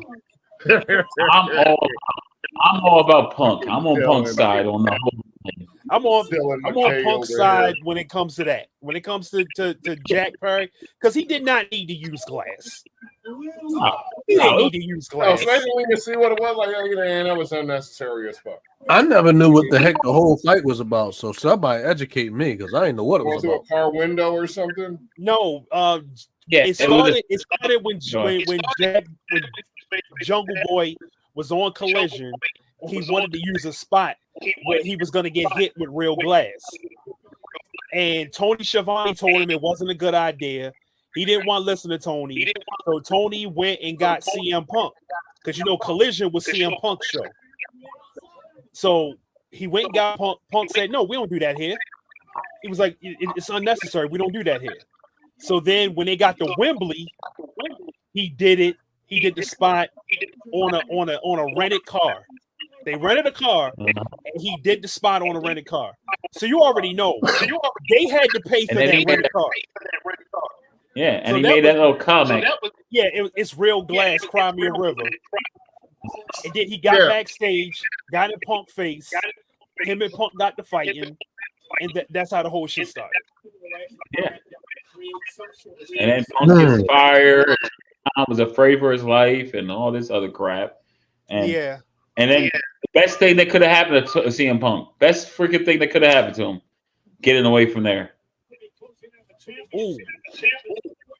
The hip attack.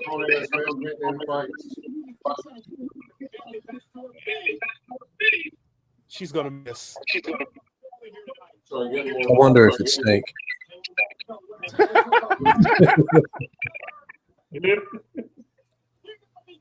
If she likes you, it smells like baby powder. That's what Rikishi used to say. Oh, really? I didn't know that. He said if he likes you, it smells like baby powder. There you go. I wonder how many people he didn't like. Go ahead, tighten your ponytail. Tighten your ponytail, Bailey. Yes. Tighten your ponytail. Oh, she don't wear those no more. Oh, that elbow drop. Number 50 on up. Okay, so remember how I did a top 10 ECW earlier? This is what inspired me. Fox did a top 50 greatest ECW wrestlers of all time. City time. So I'll just kind of be going through it slow over time. Number 50. Tiffany's coming out. Nia Jack's gonna ruin it. Okay. Axel Rotten. I think he's from Yes. Yeah. And I heard in real life he's a piece of shit. I heard that too. Yeah. He has his own little indie thing. It was a piece of crap. There we go. R.I.P. Axel Rotten.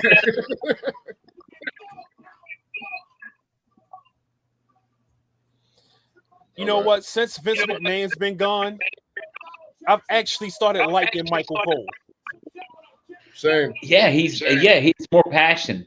Right. He actually shows that he can actually color. He can actually do play-by-play. He's having fun. Well, what brought out the fun in him? Pat McAfee. Oh, damn. Yes. Pat's probably the best color commentator. Pat is awesome. Pat is. She won. One more time. Hit it. Number 49. Tony Mamalu. Tony Mamalu. Yep. Wow.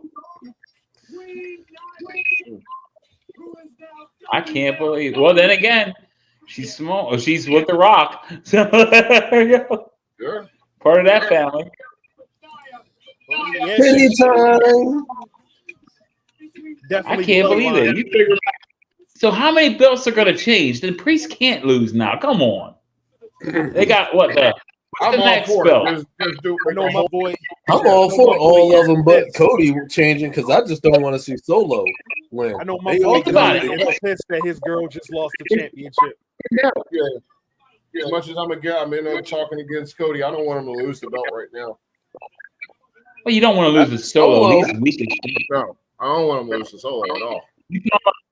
Don't need to do anything. Nobody in a right mind got Cody losing the Solo.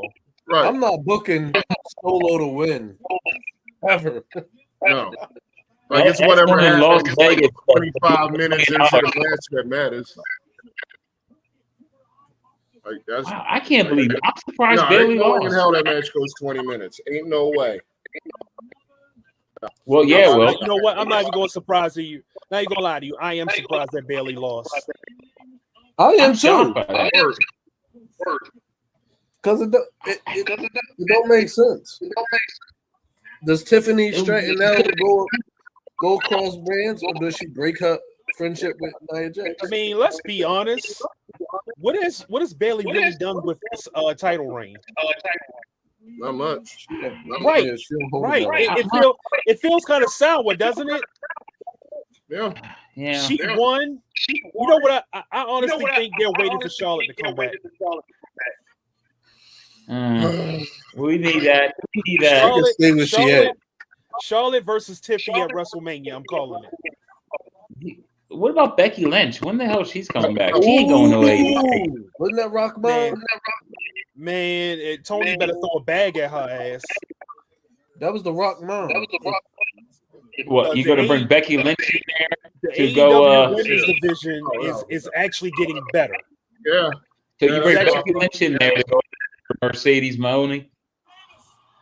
Yeah, because eventually Mercedes is going to be world champion. And you're going to need somebody, another person viable. Like Tony Storm is good. I like Tony Storm. But you're going to need another person that's viable outside of Britt Baker and Tony Storm to go at Mercedes. Look, they got a lot of money. Tony Khan has a lot of money from his daddy's bank account. I got you, okay? But you're going after Bobby Lashley. You wanted Drew, okay? You know, Becky's not going to leave her husband. They are, you know, the schedule the way it is. And Rollins is all about the WWE, okay? There's nothing. He is all about the WWE, right? So she's not going to leave her husband unless she gives up wrestling altogether. That's it. She's not going to leave that because think about it, it's a whole different world, AEW. And he's been shit on AEW for years. And he's Triple H's boy. Of all the people that's Triple H's boy, that's Seth Rollins. In wrestling, I never say never. I keep forgetting that I'm a GM. I never say never in wrestling. Like the fans was giving Becky go away heat the last time she was there. Like people were complaining she shouldn't have won the title again. She should like Liv should have won the belt. You know, Rebecca Lynch, Rebecca Quinn, Rebecca Quinn. Well, that's what she'll have to come in, right? I'm not a fan. Yeah, that's what they have to come in. Rebecca Quinn. Yeah. Shane Brandon.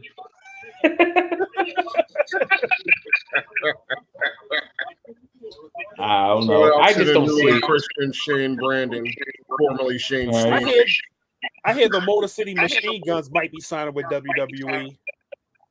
Okay. I don't like that.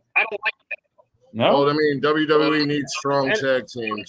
Yeah, but they don't like tag team wrestling in WWE. That's true too. Unless you're the Usos. Right. That's it. Now, I would love to see the Motor City Machine Guns against the Usos. I would love to see that shit. They'll break up the tag team. The Usos and they're not even together. So Do It Yourself is the only tag team left. Yeah, there ain't too many. Well, I don't know if you think about it. Montez Ford, you know, they're together. Yeah. They're together, right? Still, they're still together. Yeah, they're still together. They're not doing anything with them. They should be world champions. You talk about someone that should get pushed. Montez Ford is a hell of a fucking athlete. Yeah. I don't know how he is on the mic. I don't think they give him enough opportunities. But that motherfucker is good. Yeah, he's good. Sure. Yeah, that's what I'm saying. They didn't even give him opportunity. I'd rather see the Motor City Machine Guns go to AEW and get the buck the fuck out of here. Yeah, at the same time, I wouldn't want the Street Profits to split up. No, you can't really. I hate the Street Profits splitting up. You can keep them together and still have Montez go solo.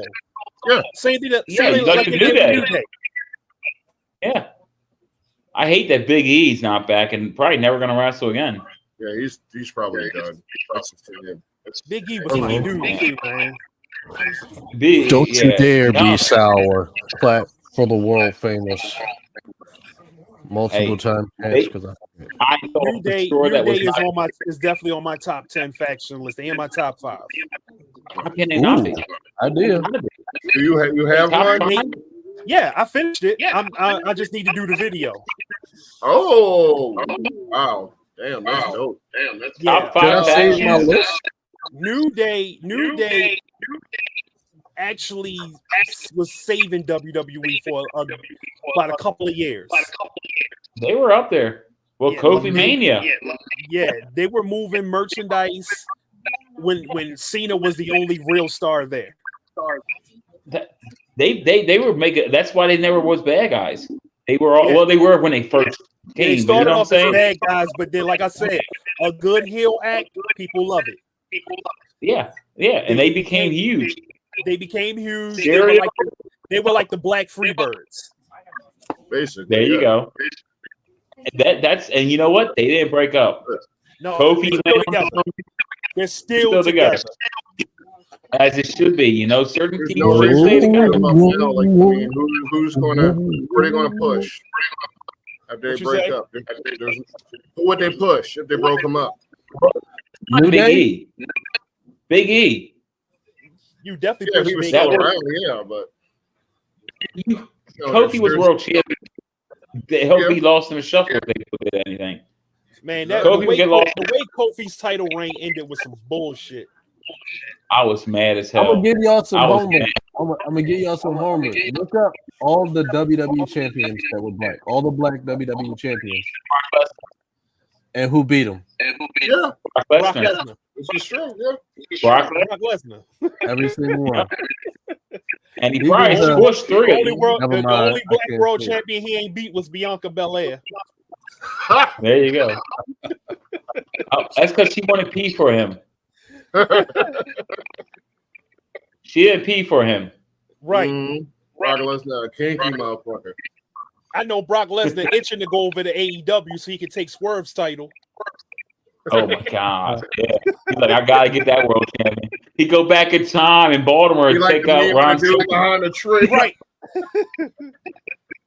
What the take hell out Ron Seth Rollins be wearing? Weird. Oh my God. He looks like a metrosexual Beetlejuice. Beetlejuice. Oh my God. Wow. Somebody was like, I love that. I don't know how this even came into fruition. Like, Seth needs to stay out of. He needs to stay out of Becky Lynch's side of the closet. Yeah. He is my current favorite wrestler, and then, my God. How can I explain that to my girlfriend? Roman is my favorite right now. Who? Roman. Who's your favorite? Roman. Okay. Yeah, that's the truth. I initially did not like Roman Reigns as a solo wrestler. Yeah, I did. Until he became Tribal Chief. I just think it was a booking issue. You know, that and he had his best matches. His best one-on-one matches are as a Tribal Chief. Yeah. All the best matches are definitely. You can't think of a classic Roman Reigns match before he became Tribal Chief. Well, I don't know of any. All his greatest matches were against Brock Lesnar before that. Before he was Tribal Chief, his best matches was against Brock Lesnar. And they weren't that good. But then when he became Tribal Chief, him and Brock had some good matches. Daniel Bryan and him, and that was before he was Tribal Chief. That was a good one. Yeah, they had a few. And Dean Ambrose and Seth Rollins did a triple threat. They had a triple threat one at, I think it was a elimination chamber match. It wasn't a match, but at the pay-per-view, they had a triple threat. They had, and that's what Dean Ambrose went over and won. You know what? That was pretty good.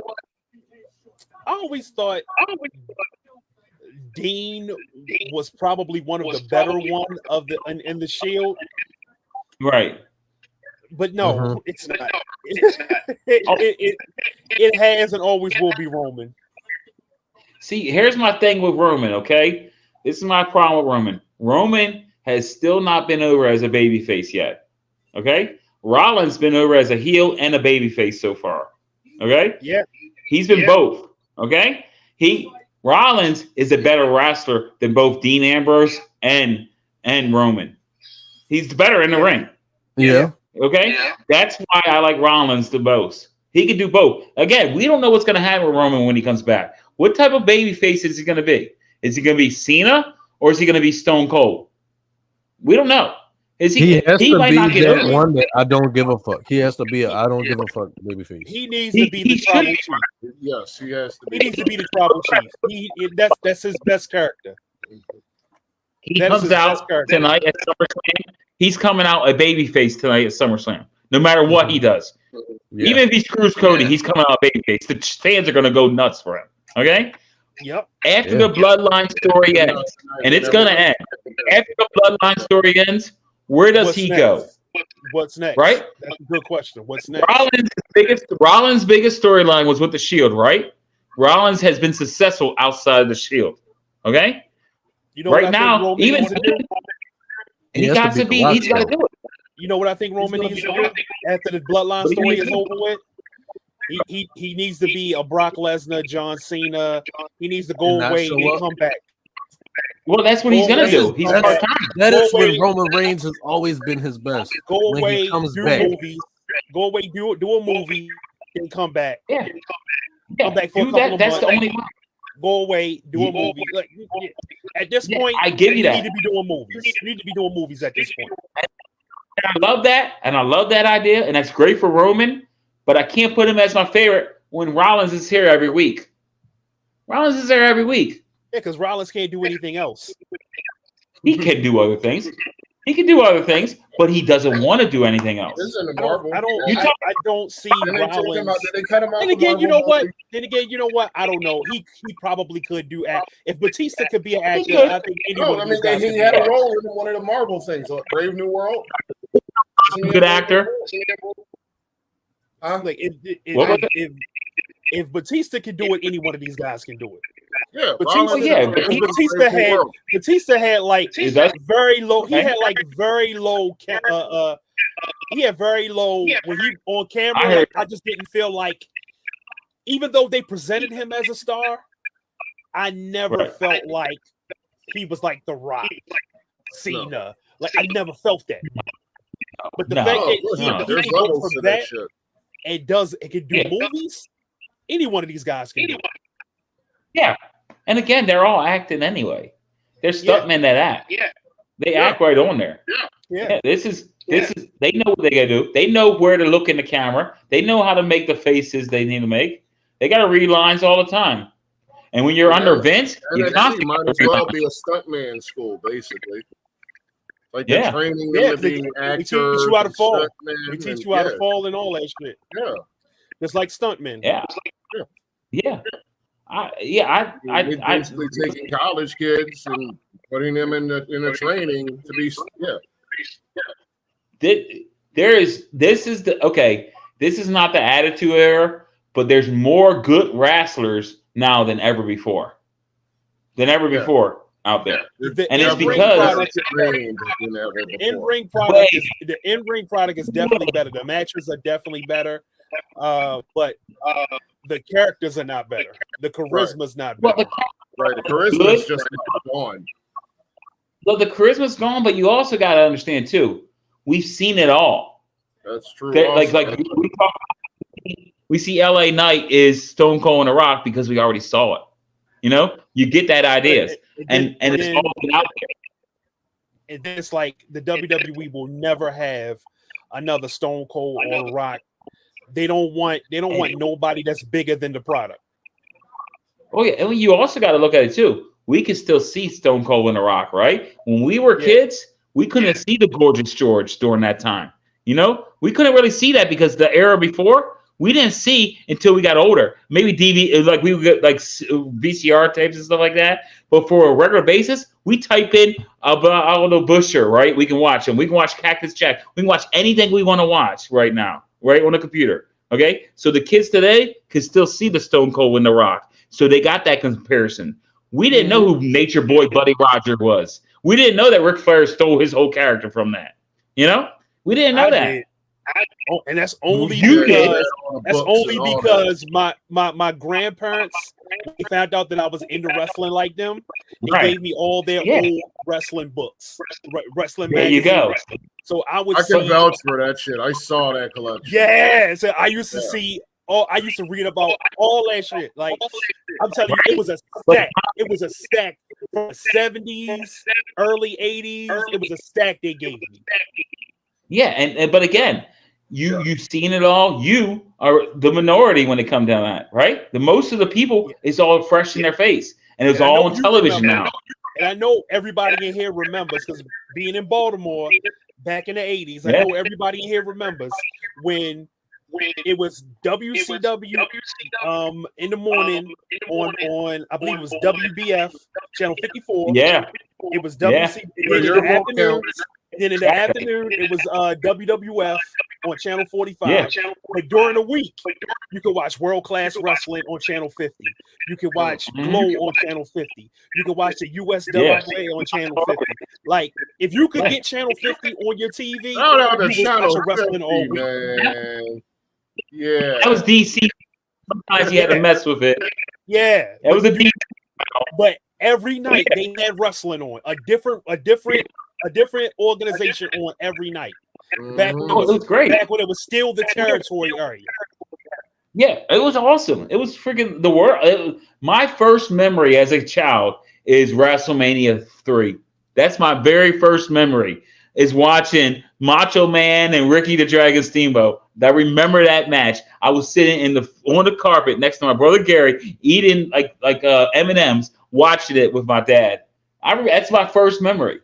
I was 4. I remember when that shit was in the newspaper. Yeah, it's unreal. Hulk Hogan slamming Macho Andre the Giant made it into the newspaper. Yeah, it's unreal. It's like that's my childhood. That's you know, I watched wrestling to today because my dad loved wrestling, and so I knew some of the stuff, but not like the way you did. I didn't have that stuff. Of course, my dad wasn't much into wrestling, so he wasn't. I remember when I was a kid. And I was in the hospital. Virgil, before he became Virgil, when he was Soul Train Jones and still on the independent circle. He can wrestle. Yeah, he came into the hospital, met my grandmother, he met my older sister, and then he met with me while I was still in the hospital. Gave us tickets to come see him do a show. They were wrestling over in Towson somewhere. So we got in there, me, my sister, my grandmother, we got in there. We got to see the matches. We got to go backstage and meet the wrestlers. He signed my the autograph for me, and then like 3 months later, he pops up on WWE as Virtual. And I'm like, and I called my grandma. I was like, Grandma, ain't this the guy that came to the hospital? And she was like, yeah, that's him. Now he big time. So I always rooted for Virgil because of that. Oh, it was great. He was a good storyline going on there. I just wish they would have let him wrestle a little bit. Yeah, that's how you start a match. Throw hands, throw them hands. Also heard he didn't give the most effort out there, but you know that could have just been people saying. Yeah, this is what I love about wrestling when they throw them hands. Oh yeah. Hey, how many questions you got left? A lot. You on mute. Yeah. I'm done. We'll get to the questions. Yes. Well, my number 48 is C.W. Anderson. C.W. Anderson? Yes. GQ, you gotta rein us in. The fake Anderson? Yes. I remember they tried to pass him off as one of the Andersons in WCW. Can't hear you. 47 Road and Danny Dorn. If you could live in the WWE universe for a week, what would your storyline be? If I could be in there for a week, I'll take Dominic Mysterio's right now. Right, kissing on Liv Morgan, and got Rhea and all. I'll take that storyline. I like that. I take Montez Ford. Yeah. Oh, yeah. Cena. For a week. I get Mickey James and Nikki Bella. I get to fuck Bianca Belair for a week. Cena. There you go. Mickey James and Nikki Bella. Yeah. You know why I pick Vince McMahon? Absolutely not. He be shitting on bitches. Yeah, dude. That's such good shit, damn it. Vince say you ain't gotta go to Dubai for that. You can just come to my house. There you go. Who really did that and just walked away though? That's what that shit that he did and walked away. There we go. Unreal. Okay. They just left those two there. Oh man, yo. Damn, this kind of the same question. Huh? What about you? Oh, I'm Triple H. I'm the king of Triple H. Oh, okay, you got a man. It's like, no, I would be R-Truth because I'm goofy. So I like being goofy. So I would just show up everywhere and just be goofy. Right. R-Truth is proof positive of everything I say about laughter. Because that motherfucker does not look nowhere near his age. Nowhere near. I had to really Google it. Like, yo, is he? Yeah, like, is this K Quick? Yeah. You mean Ron the Truth Killings? I'm surprised he don't use his real name because Killings is a hard ass wrestling name. It's really hard. Well, he can't use it. Look at Braun Breaker. Okay. I'm not calling him Braun Breaker no more. From now on, his name is Rex Steiner. Right. Well, see, Steiner's not their real name either. It is a hard name, though. That is an aggressive ass name. Right. Rex Steiner. Yeah, Rex Steiner. Okay. Yeah. Rick Steiner. Like you already, there's people out there that never figured that out. You already mended the fences with the Steiner brothers, and you put them in the Hall of Fame. So why not give that man his proper name? Ain't no reason not to. I mean, yeah. Maybe he didn't want to be. Maybe he didn't want the name. I mean, look at Lexus. That it just reeks of Vince McMahon. It does. Yeah, like Curtis Axel. Yes, the name, Michael, but it's owning the name. Okay, you gotta. They want the rights to that name, the merchandise and everything. They want that rights. If he leaves, they build up that name, Rex Steiner, whatever. He goes somewhere else. He's already got the name recognition. Mm-hmm. I see why they did that. You want that name. That's your name. I'm surprised that a lot of Ravens fans didn't know that he was a Raven. Oh, I knew he was. I remember him on Madden. Yeah. A lot of Ravens fans, when I bring that up, they don't be knowing that shit. And I'm like, y'all don't be knowing y'all team. I knew who he was. He was a practice squad guy. He wasn't really anything. He wasn't even a practice squad. He made training camp. He looked intense though in the footage I seen. Heard what you call Carmelo Hayes or Trick Williams from Maryland? You said who? Yeah, Carmelo Hayes and Trick Williams. One of them from down there, right? That Olympic guy that they like Stevens, I think his name is. He went to Buffalo. He's trying to go on for that team. Oh yeah, Gabe Stevens. Yeah, there we go. The Olympic gold medalist. In Buffalo. Yeah, trying to make that team. Like I'm trying to figure out what position he's gonna play. A D lineman. It said lineman. I don't know if it's offense or defense, but I know it's lineman.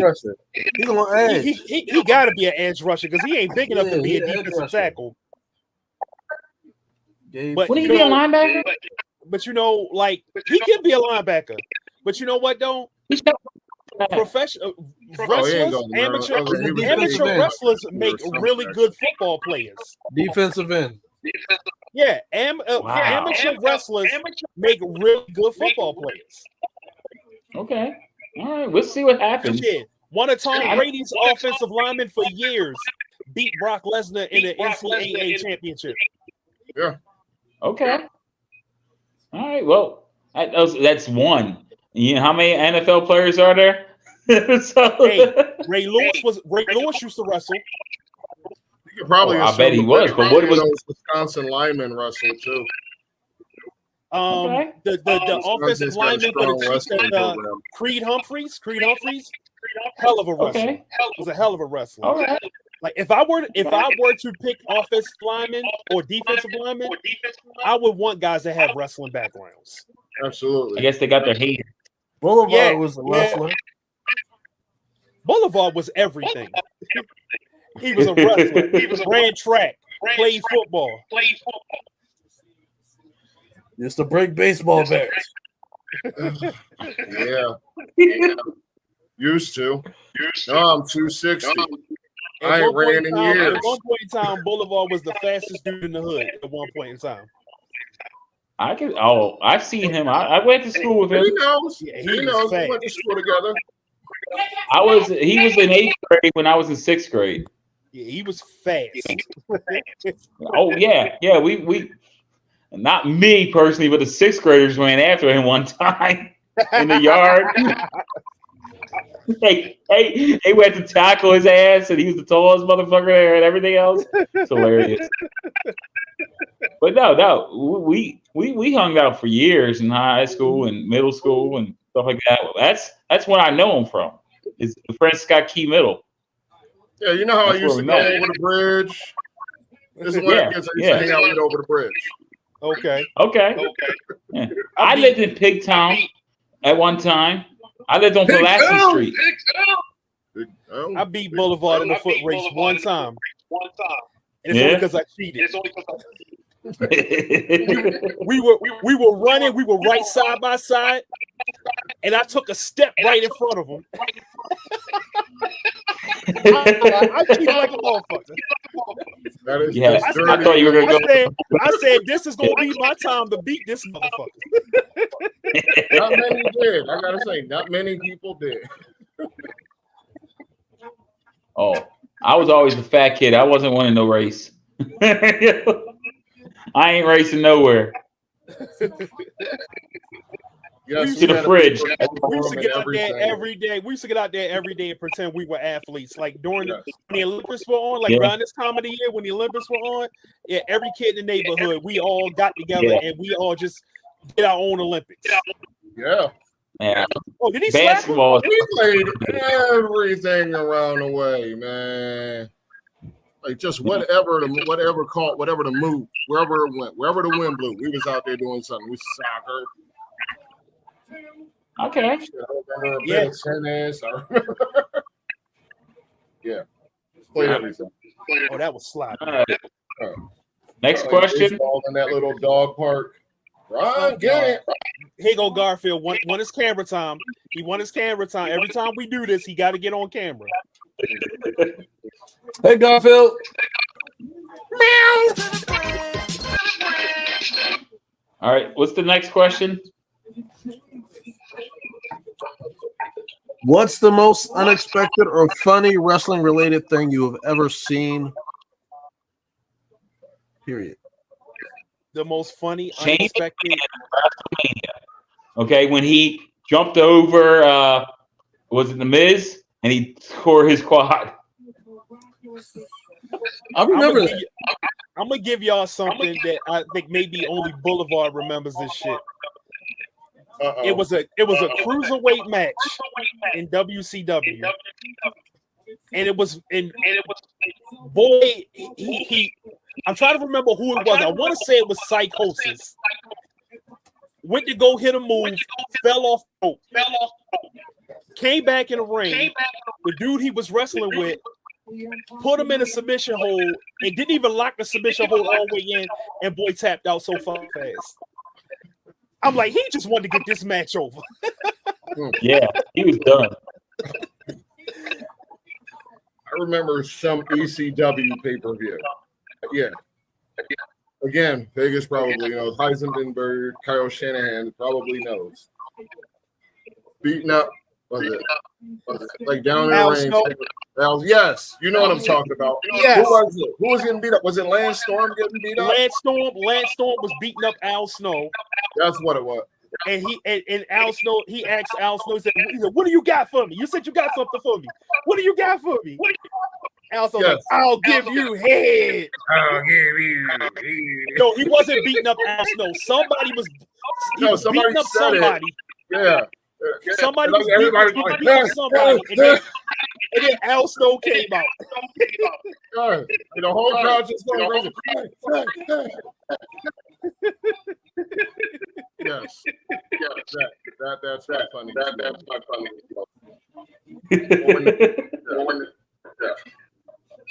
WCW, when he would drop the blood, they're trying to drop the blood on people, and they kept missing every time.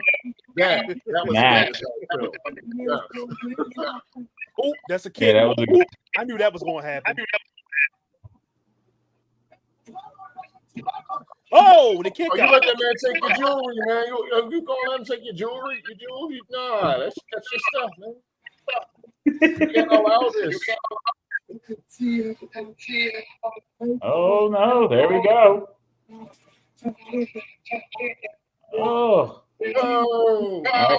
Another question.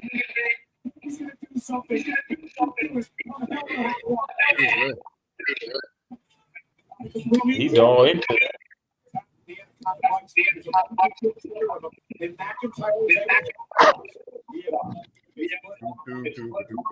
I just want CM Punk to get through this match without getting injured.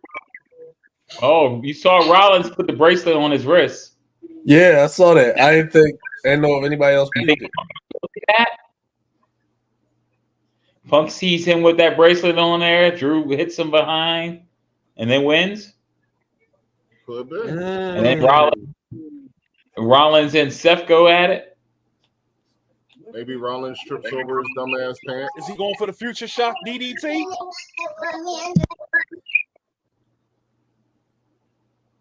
No. I don't know. No.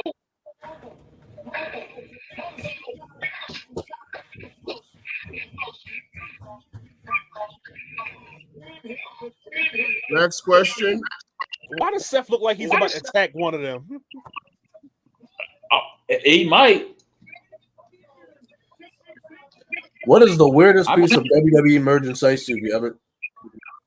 What is the weirdest piece of wrestling merchandise you've ever seen or owned? Oh, you called it. You called it. You called it. Uh-huh. I don't know. The weirdest piece of WWE merchandise? Yeah. You've ever owned or seen? A Hulkamania shirt.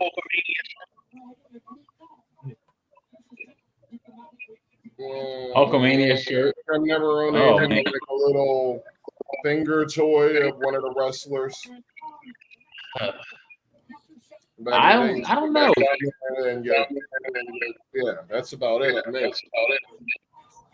I don't think I've owned anything that was like crazy weird. You talking about the thumb wrestlers? Yeah, I love those. I love thumb wrestlers. Right. I can't think of what a crazy thing. I know they had them little pillows that they had like the Hogan and Macho Man and all that stuff. Yeah, the throw buddies type thing. That was kind of weird because you always was wrestling those. All right, you beat them up and everything else when you're a kid. I don't know. Maybe if they had like the Hulk Hogan's vitamins, I bet they had that out there. We know what they were. But I can't think of anything, to be honest. Not off the top of my head. Don't tell me he's going to grab the chair. He's going to grab the chair and hit Drew. Or something's going to happen. And he's going to hit Drew.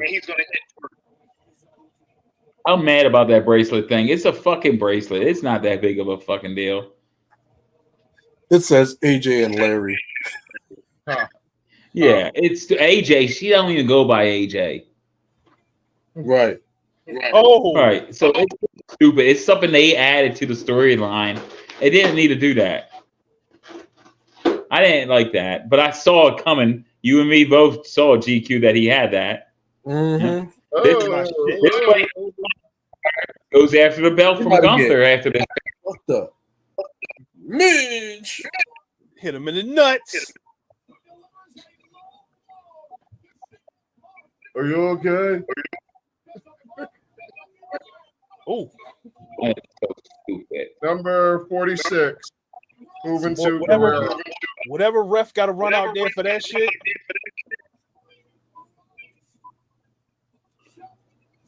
It's gonna be the Nate.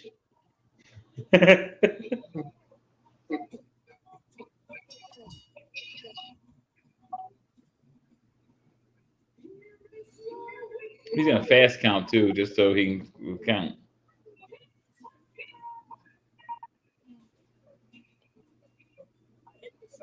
Which WWE superstar would you choose as your partner in a fun non-wrestling competition like a talent show or game night? Which WWE wrestler? Well, it don't have to be WWE. It could be any wrestler. Who would you want? Oh, man. Any wrestler? Well, if I was going to do trivia, I'll take a guy like Chris Nowinski because that motherfucker went to Harvard. Okay? Okay? Like, that's what if you said any type of game night, that's the one I would take. I'll take a fucking genius. Yeah. Yeah. The real genius, not Larry Papa. Lenny Papa. I think me and Booker T. are gonna break dance. They hit the spin-a-rooney and win a talent show. There you go. Yeah, I'll take Gable. I'll take Gable. Gable? Yeah. Okay. I mean, you're talking about game night and imagine like trivia night and shit like that. Yeah, you might like that. Okay. Give me a geek. And he'll be motivation enough to get you fast again. R-Truth. I pick R-Truth. R-Truth. It'd be fun. Okay. That would just be such a fun situation. I'm a goofball. He a goofball. We gonna have some fun. I think R-Truth could do stand-up comedy. Probably could. Probably should. And all he would have to do was tell wrestling stories, and people would laugh. It works for everybody else. Right. Yeah. Yeah.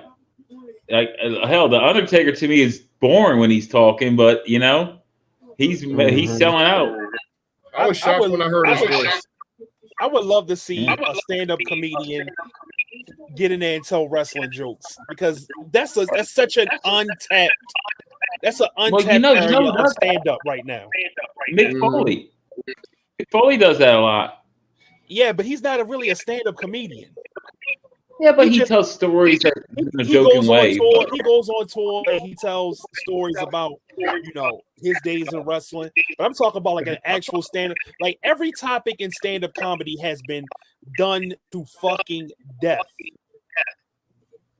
Yeah, wrestling is an untapped source of material for a stand-up comedian if you know your shit. Yeah, you got to come out with that. You know, okay. It's got to be a good talker. Like an MVP is a good talker. MVP will be a good talker doing that stuff. It's got to be someone that can talk. It can't be a boring person. Okay. Right. So he's one I think could do it. I mean, I can see get into comedy. Is Ziggler doing comedy now? You said who? How about Xavier Woods? I think he's funny doing that. Like I know he was doing improv for a while, like years. Shit, I know Big E can do it too. Big E's funny. I don't see Big E. Oh yeah. Yeah, I would. Yeah, I can see that. Big E, Xavier. Let me see. Who else? Hold on. They got Cody Rhodes. They got Cody Rhodes and Call of Duty hitting the crossroads on people. Lame. Wow. Lame. Hey, they got Rey Mysterio too. Hitting the 619. Rhea Ripley. That's not lame.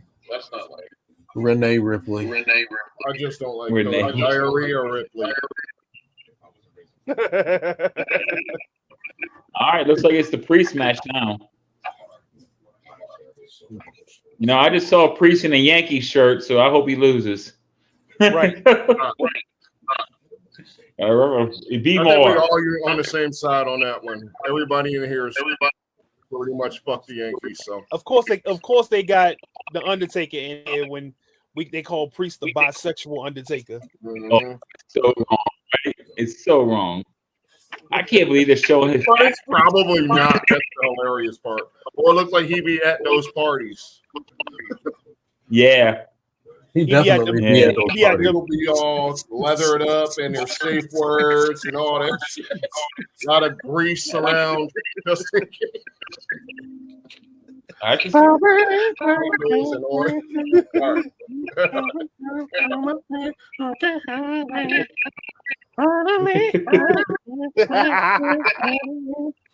Speaking of the devil, this is it for tonight's like when this match is over, he's going to a showing of the Rocky Horror Picture Show. Mm-hmm. This is it for the Judgment Day. The last night for the Judgment Day. Finn is betraying him tonight. no blow. Finn's costing him that belt. Wouldn't be the first one to lose by somebody in the Judgment Day costing him. Hell no. Yeah. Oh yeah. Join Imperium. Yeah. That's it. Finn's gonna turn on him, and you know I'm glad they are. I'd rather have Finn has a feud with him. You know, it gets his little fresh storyline and gets Finn out of JD McDowell, whatever his name is. McDonough. I don't even care about him. Job word of the day, McDonough. I don't know. Garfield, he don't mean stop trying to upstage me.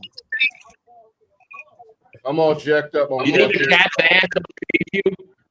Huh? You think the cat's ass upstage you? No, he getting up doing cat shit, and everybody knows whenever cats do cat shit, people watch. Everybody looks at the cats, and he's an orange cat at that. Right? They love the orange cats. That's viral shit. Yeah, I don't You know what they say. You know what they say. It's a thing called orange cat behavior. That shit is real. Yeah, that shit. Is real. I believe it. They're a little crazy. Yeah, they're a little out there. My girl wants a hairless cat. Right? I say they look ugly as hell. They look creepy. They look like I told her. Now, granted, with a hairless cat, you ain't got to worry about. You ain't got to worry about the cat shedding on everything. But they creepy as hell. Yeah. You know, you gotta clean them over and over again. You gotta bathe them a lot. It's crazy. We ain't getting one. But she's a cat person. I'm not really a cat person. I like dogs more, but even then, I don't want a big dog. So I don't got any animals. I love dogs. I like dogs. Cats are way more low maintenance than dogs. They ain't pets. They're not pets. They are on their own. Yeah, they're on their own. They don't need you for nothing. You live with them. Yeah. They don't live with you. Yeah. They don't need you. They don't need you. Like you cannot fully domesticate a cat because a cat going to do what a cat Look at that. does. Wow. Is that a poodle? That's a fake someone. It's a shitty zoo. Okay. Wow, it's big for that type of dog. I remember the first time I seen a big ass poodle. I was like, damn, they come that big? Yeah. That's crazy. Motherfucker was big as shit. I'm like, God damn. You think of the word poodle, we think small. Right. I used to have a poodle. All right, another question. All right. Here comes the best wrestler in WWE right now. Oh, by far. He's pretty good. My question is, again, people love him so much. Is he going to be a good babyface like that too? That's what I worry about. Like you can be a good heel and people love you, like you said, right? But how can they keep it going? That's what I'm saying. You got to keep it going as a babyface. That's the difference. Yeah, we got to see that, and we're going to see it from him. We don't know. He's a great heel, and I don't think they should change him. I think he should stay a heel. Some people should always be heels. Randy Orton should never be a baby. No, not it. Randy Orton makes an okay baby face sometimes. Because when he taps into his funny side, it makes him tolerable as a baby face. Like working with what was that boy he was working with? I forgot his name. Matt Riddle. Working with Riddle. Yeah. Like he was okay in that. Like I like. He was injured most of it. He was injured most of it. That's true. Quite a bit of it he was, yeah. Riddle used to get on my damn nerves, though. But it did seem like Orton was having more fun with Riddle. He did. Yeah. Let's think about it. Randy. I just love it. Hate that shit. How many wrestlers do you believe were actually their character? Like they were actually their character? I believe a lot of them are based off of what Billy Gunn said. He said, your best character is when you play you times 10. Well, yeah, I heard a few other wrestlers say that. I think Bubba Ray said that. A few others have said that. I guess who's like some of them I would like to say, okay, Ric Flair is Ric Flair. Yeah, Stone Cold is Stone Cold. Yeah, he really is. Like the only time Stone Cold ever played a character was when he was stunning Steve Austin. Right. Or no, ringmaster. Yeah, that too. Those were the only 2 times he played the character. When he became Stone Cold, that was him. The Rock. I think John Cena. The Rock is 100% The Rock. The Rock is The Rock. I don't think Rollins is who he is. I don't think he's that flamboyant in real life. I think this is all for this. Rollins. I don't think Rollins. That. I don't think he's that. I think CM Punk is that. Yeah, CM Punk. I think that's CM Punk. I can see CM Punk being it. I think there's some that are like that, and then some there might be a whole exaggeration of someone else. MJF is MJF. I think the whole New Day plays themselves. Yeah. I think Xavier Woods will be hilarious to be around. Oh, look at Scott! Look at Scott. They got Scott Steiner up there. Do they? Yeah. Okay. DDP, Kevin Nash, X-Pac. Hulk Hogan. Ooh, who's in the background? I'm trying to think. When he was Hollywood, he's definitely him. Okay. I hate Hulk Hogan. Scott Steiner will forever be one of my favorite wrestlers. Hell yeah. After he anointed me into the NWO, he will forever be one of my favorite wrestlers. The NWO? Yeah, he was on the intro to one of my albums, and he anointed me into the NWO. You know how you can tell if a superstar was a great superstar? So I'm the official NWO rapper. There you go. You know how you know if a superstar was a great superstar back in the day?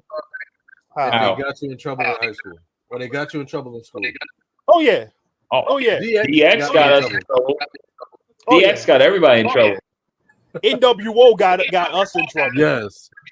Yo, we used to jump a lot of people. We used to jump a lot of people. Stone Cold got me in trouble. NWO. Maryland Stone Cold got me in trouble.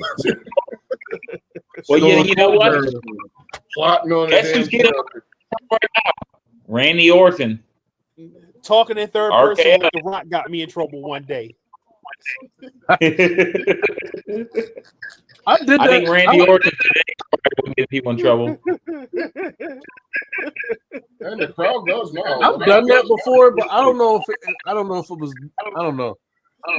Like you got to be dedicated. The talking third person, you got to be dedicated.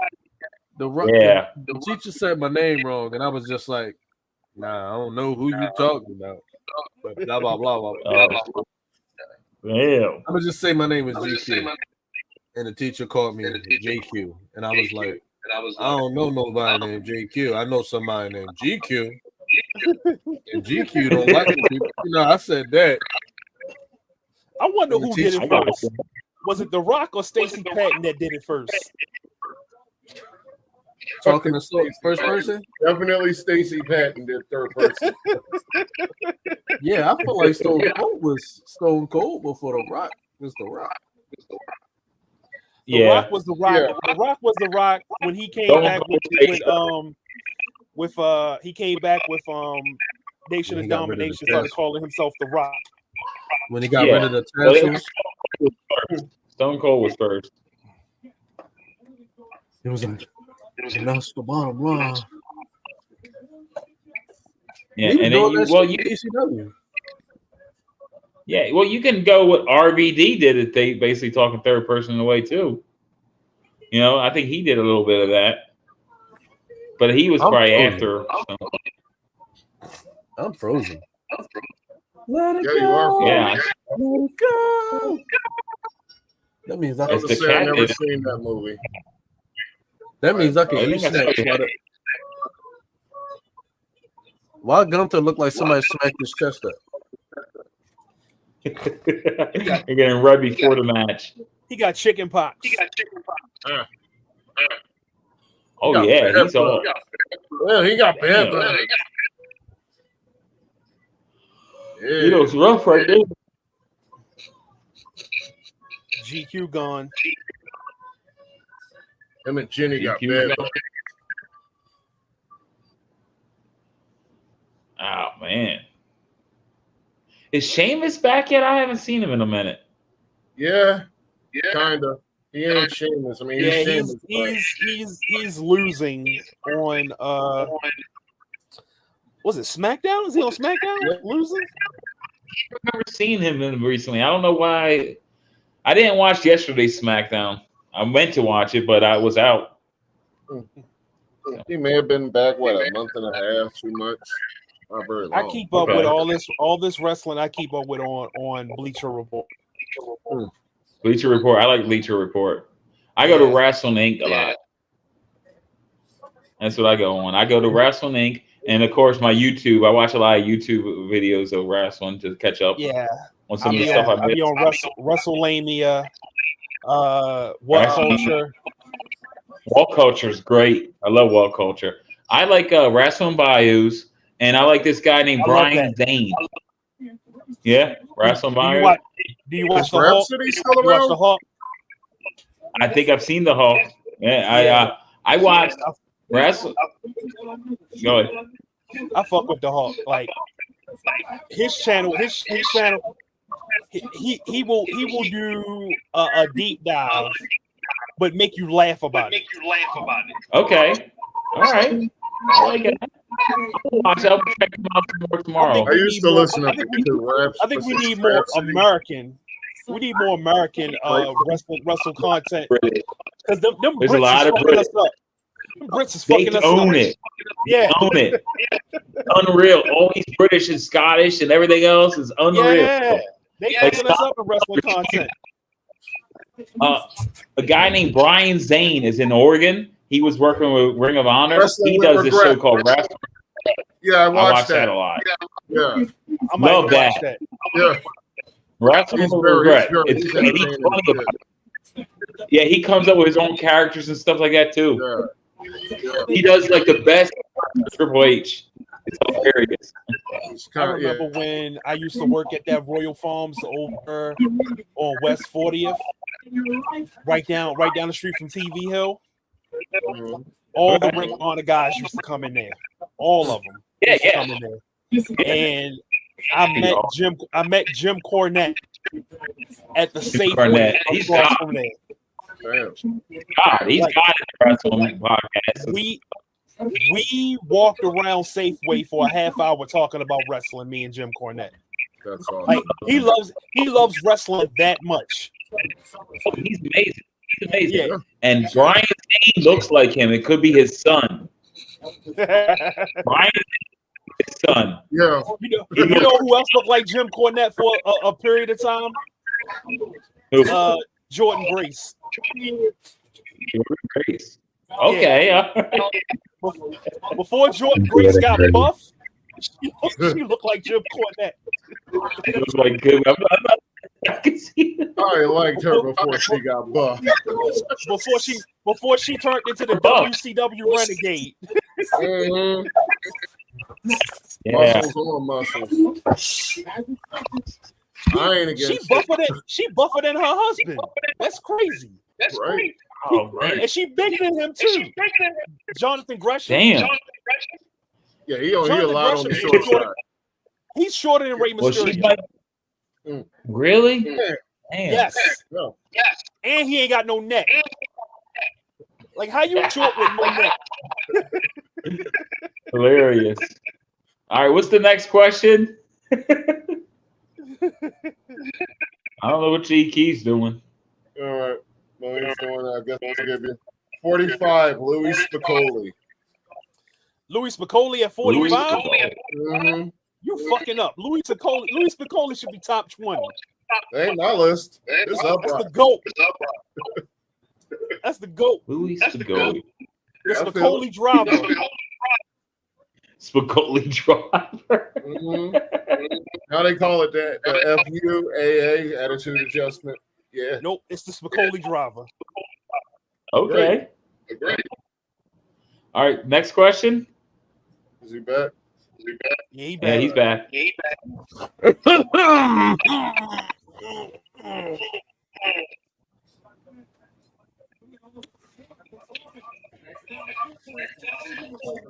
What's your favorite catchphrase or promo line from a superstar at any promotion. Your favorite catchphrase?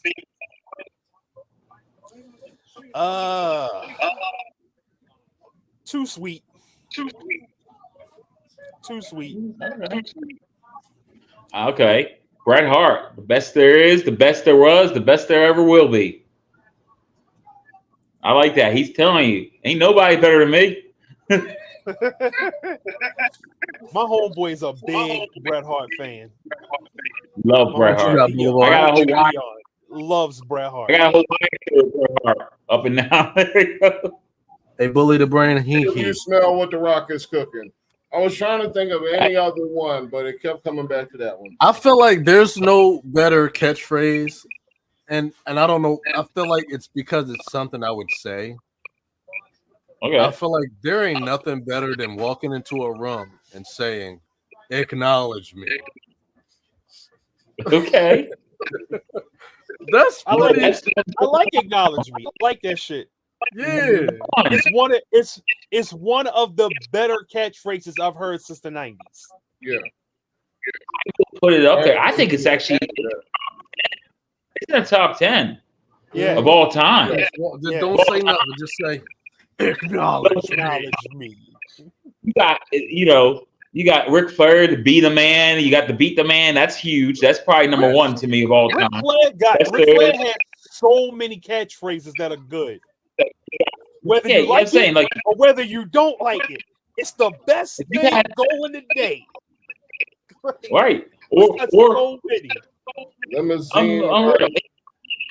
got some that you can think about. You got Stone Cold, Bottom Line. You got some really good ones. Yeah. What? They still do that. They still do I hate it. This boy. Everyone does this. Damn. His titties bleeding gravy. You look like Chris Jericho from last week. Chris Jericho. I used to like him. Hold up. Priest just did a move and just reminded me of another good catchphrase. Hey yo. Hey yo. Good one. That's all he needed. That's all he needed. He didn't need nothing else. He used to just he grabbed the microphone. Hey yo. Hey yo. That's a good one. Yeah. That's a really good one. Yeah. That's up there. Honestly, Gunther losing weight was probably the best thing for him. Well, they both lost a ton of weight. Priest was huge. Yeah, it's like it's on. And you know what? The best thing that happened to them, probably add 8 years to their life, is going to WWE. Because that's why they lost weight. Yeah, going to WWE. Yeah, Vince was making sure you're going to get fit. Yeah, he got to give Vince credit for that part. He wasn't going to get pushed if he wasn't. He wanted his wrestlers to look like wrestlers. Yeah, that's and again, you can't control your height. You can't control your height, but you can control how much shape you're in. And if that's your job, you can control that. Like Chad Cable is in great shape. He's just short. That's his problem. If he's Chad great. Cable was about 6'2", he'd be a world champion. Oh God. You know what? Yeah. You know who should go after? You know who Braun Breaker should be wrestling right now? Chad Gable. Yeah. They should have a feud. Yeah. Can you imagine those matches? Yeah. Phenomenal. Let Sami Zayn go with bloodline crap. Oh shit! Hit him with the choke slam. Acknowledge me.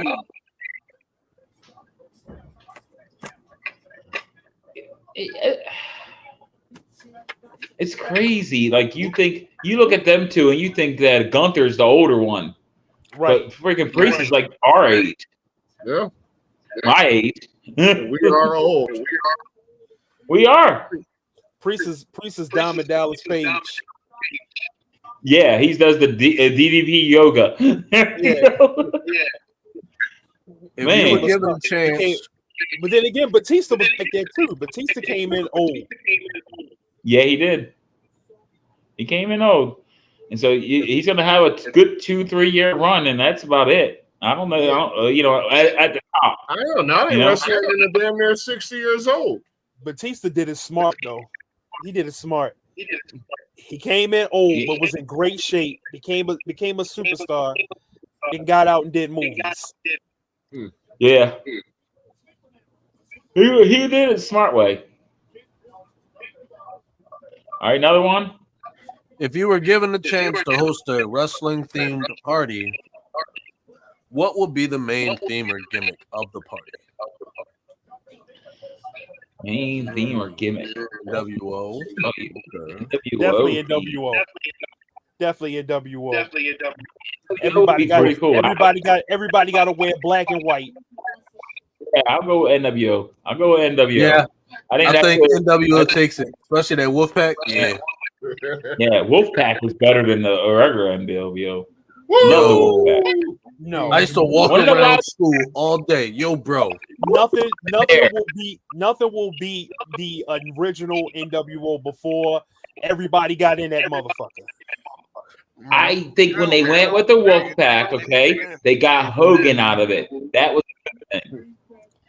But see, this was before we all realized that Hogan was a piece of shit.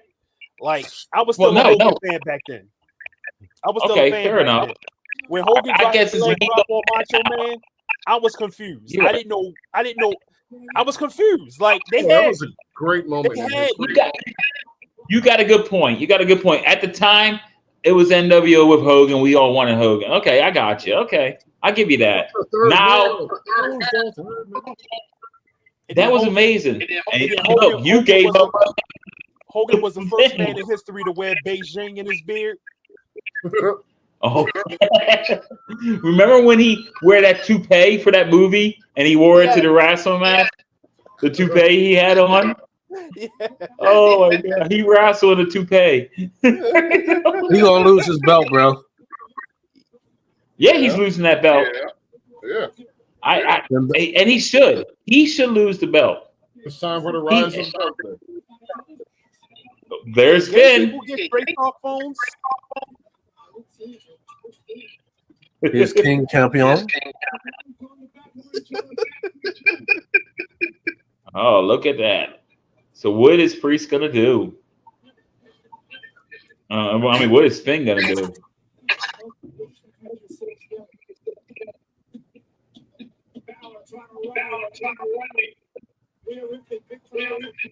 Man, it's no way in hell I could be in a faction and having people go out there and fight Dolo. What's the point of a faction? Right. There's no reason for that, right? We're trying to get the belts and keep the belts.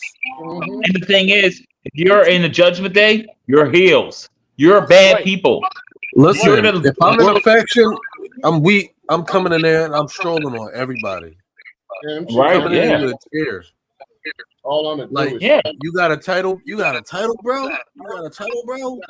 All right. But look at Gunther. Gunther's a heel, but his people don't. Gunther doesn't. Do y'all remember when Kidman came over to WWE and got swole? Yeah. Yeah, that's Vince.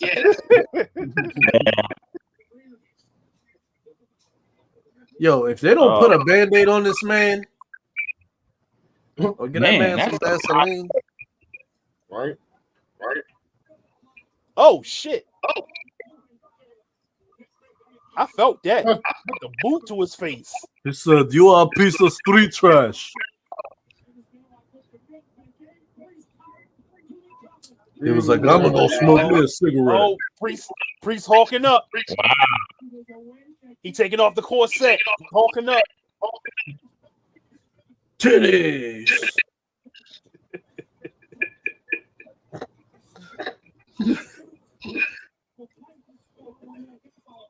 Oh yeah,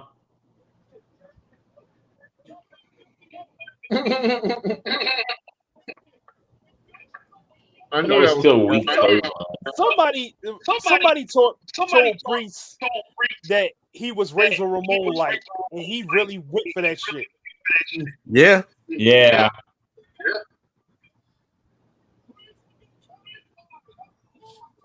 You ain't gonna be too long. You're coming out with a toothpick, throwing it at the camera. Oh, like Chico. Oh, Judgment Day is over. They should be. Why did? Okay. Why did we just predict this whole damn show? Because wrestling is predictable. Yeah. Sometimes it's better. You have to end. What's the point? So Priest is going to go after him, and Gunther's got Drew McIntyre because Seth Rollins is going after CM Punk. You know, we got that going on there. Over a fucking bracelet. He looks like Gargamel.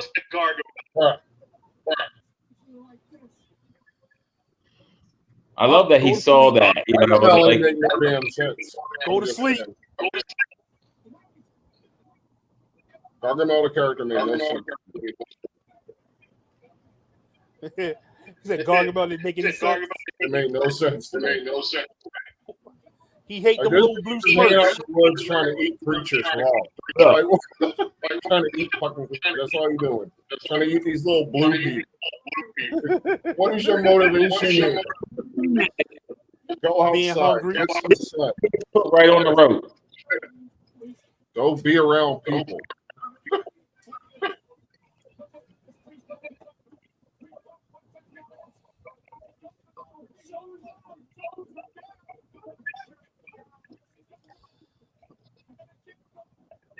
Why is you? Why?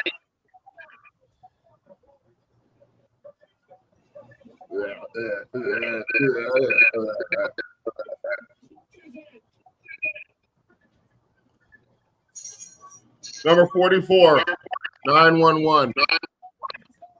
What? 911? Huh? On my, not my uprock. 911 was somebody else in another in WCW, wasn't he? Was he the Wall? Okay, that's what I thought. Yeah. The Wall. Well, I got. Well, there you have it, folks. Another title change. Is everyone going to lose that belt? I mean, but Liv. Liv, I think, is the only one. Yeah. Well, he deserved a world title shot, a belt. He deserved the belt, so. Gunther ain't letting go of that Showmania. Oh yeah, he ain't gonna. He's not. He's gonna win the Mania too. Yeah, he definitely he's walking into Mania with the belt. That's for damn sure. No one's beating Gunther right now. No one. Just killed the Judgment Day. Yeah, he gonna have. To be honest, he gonna have a long reign with this, like he did with the Intercontinental belt. Yeah. You know, you can't argue. He deserves that. Boulevard. He deserves that belt. With Cody's belt. I don't think. It's been on. Yeah, he's due. He's due for a reign. He's the most dominant that they got right now. Reigns is gone. Unreal. I need to see Gunther versus Brock Lesnar. I would love to see that. That's a match.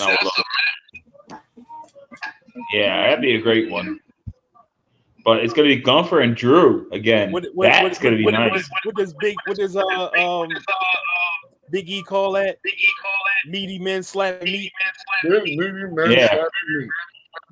So you put Gunther and Drew, and hell, you could make it another triple threat like they did at Mania 2 years ago with Sheamus.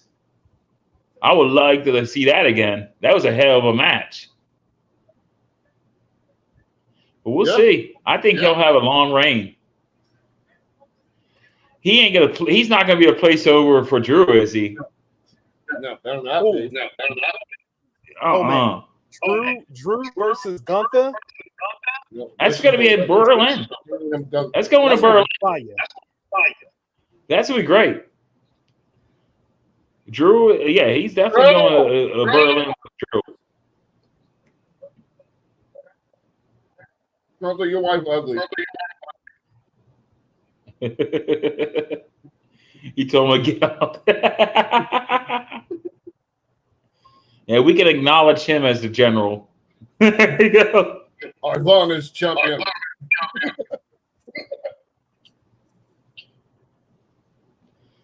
All right, next question.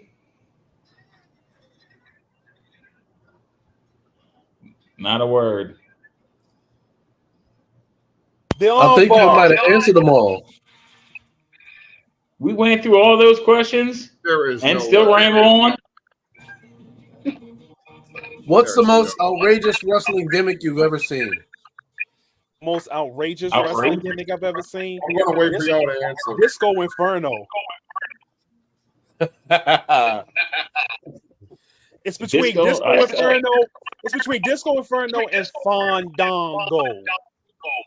Okay, are you going with gimmicks? Okay, you got the Yeti. You got that was bad. That was bad. Yeti. You got the Googer. Okay, don't forget him. Okay, all right, you got some really bad ones. Giant Gonzalez. Don't forget Giant Gonzalez. Oh, come on, wearing the suit. Giant Gonzalez wasn't a bad gimmick. It was when he went to WWE, where he had the naked suit. Oh, Deontay. Yeah. No. Yeah, Elegante was good. I liked Elegante. But Giant Gonzalez was terrible. It was terrible. That was terrible. Dwight Yankum. Okay, Isaac Yankum. Yes. DDS. There were some really bad ones. It was some but bad ones. Yeah. But that Yeti. There's some really bad. The way the Yeti came out was terrible. Oh my God. With the double bear hug. You mean when they were basically just humping the dude in the middle of the ring? It was humping Hogan. Yeah. Yep. I gotta say Boogeyman. Boogeyman? My dad loved the Boogeyman. I like Boogeyman until they made him into a comedy gimmick. It's kind of scary, a guy eating worms, okay? That's a little like worms coming out of your mouth. That's a little, if you were our ages, like in the 80s, okay, 80s and 90s, okay, you could see how it could be a little like freaky for kids to watch that, right? And they were catering to the PG type thing at the time. So I get that. I get what they were doing. I get that. But yeah, it's as an adult, you look back on it, but you know, when you're like the market they were going for, I get how that can be a little scary. I can get that. Bro, Liv looked like she's in love with Dom. There's only one answer. Yeah. You know what? What is that? I don't blame Dom. Oh my God. Oh, Prince Akeem. You know why that even became a character. Dusty Rhodes is why that became a character. They wanted to make fun of Dusty Rhodes. Yeah. That is one of my favorite characters of all time. I'm not even going to lie. That is one of my favorite characters.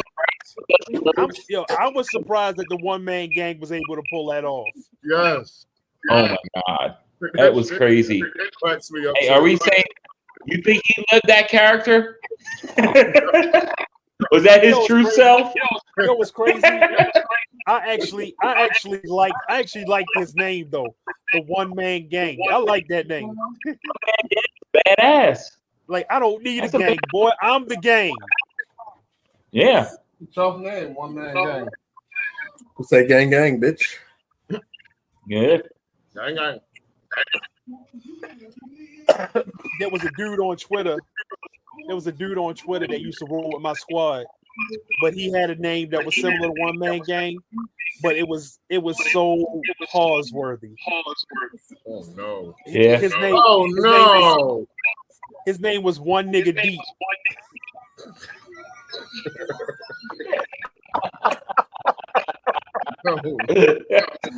Whenever we got into roast battles, people called him all kinds of gay names.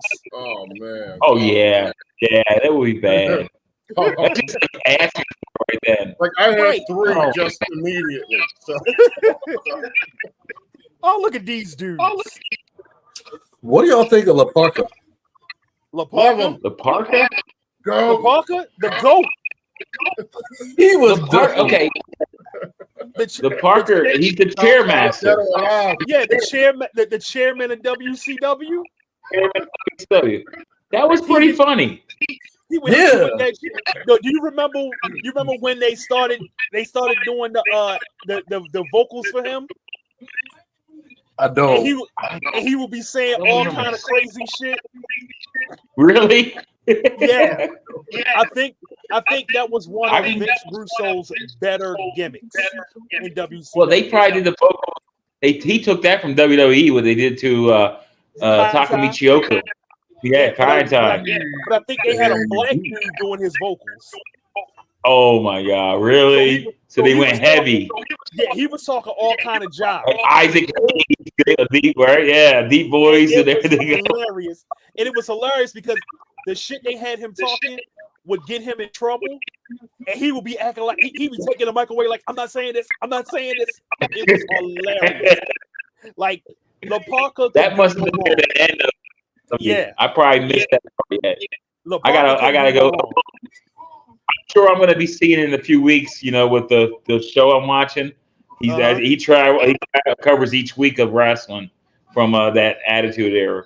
I love that gimmick and the Positively Canyon gimmick. I love that gimmick. Oh, Canyon could wrestle his ass. Yes, and Canyon was going around just hitting random people with diamond cutters. Hilarious. Yeah. He's pretty damn good. He was. It's a shame that he ended up killing himself. Yeah. He could wrestle. Is that Jelly Roll in the ring with a? Yes, it is. Why is Jelly Roll in the ring? He said he wanted to get the title. Jelly Roll.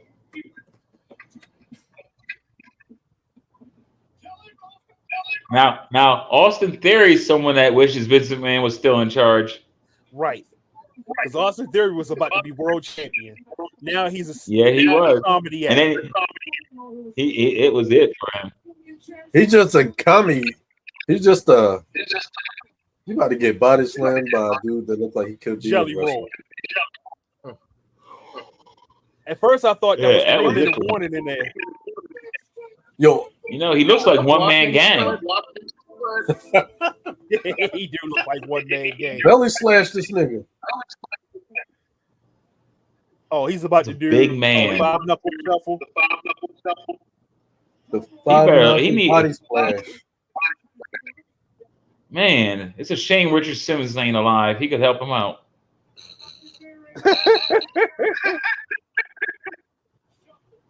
And I need help myself, but damn, he's a big motherfucker. Damn. Man, you should be a drug Did it fight? How long? Like what? That's gonna be Junior at 52. 6. Yeah, 6. That'll be Boulevard at 52. That's how you know it's time to get in shape. You need help getting up because you're like 460. Yeah. And he's half the age of R-Truth right there. You saw what R-Truth was doing. I told you, R-Truth he's immortal. Right? Yeah. Raw on sci-fi. I think he's a clone. He's a vampire. Why is Raw on sci-fi? Oh, it's just for the week. It's for the week. It's probably. Am I right? Huh? So they probably doing something like a living coverage. Since NBC owns it all.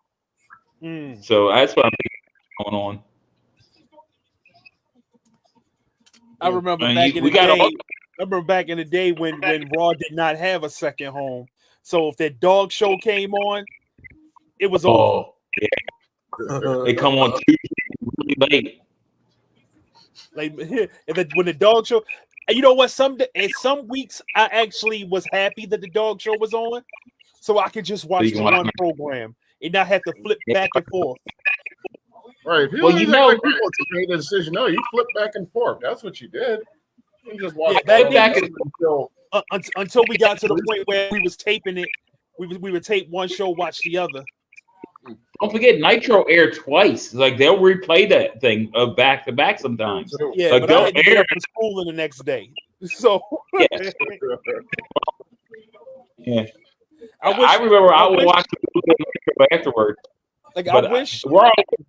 I mean, I wish Raw would have did back to back, because then I would have been able to take both shows and I could just watch back and forth.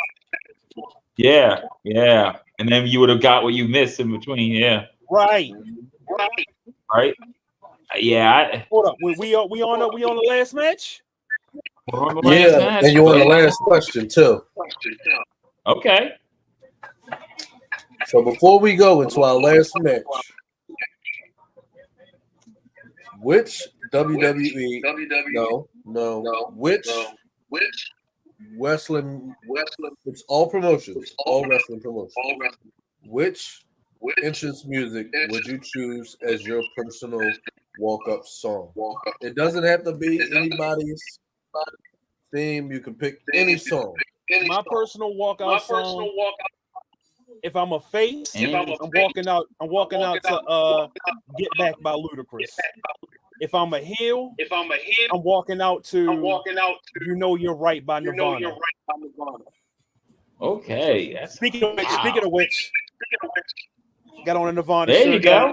Got to give props to that's like my second favorite band of all time, Nirvana. Okay. Nirvana's all right. Yeah. Let me see. What would I do? I got go to Boulevard first. I'll answer in a second. Try to think. I'd probably stick to wrestling things. So if I was a heel, Dusty Rhodes theme music. Okay. If I was a face, Dude Loves theme music.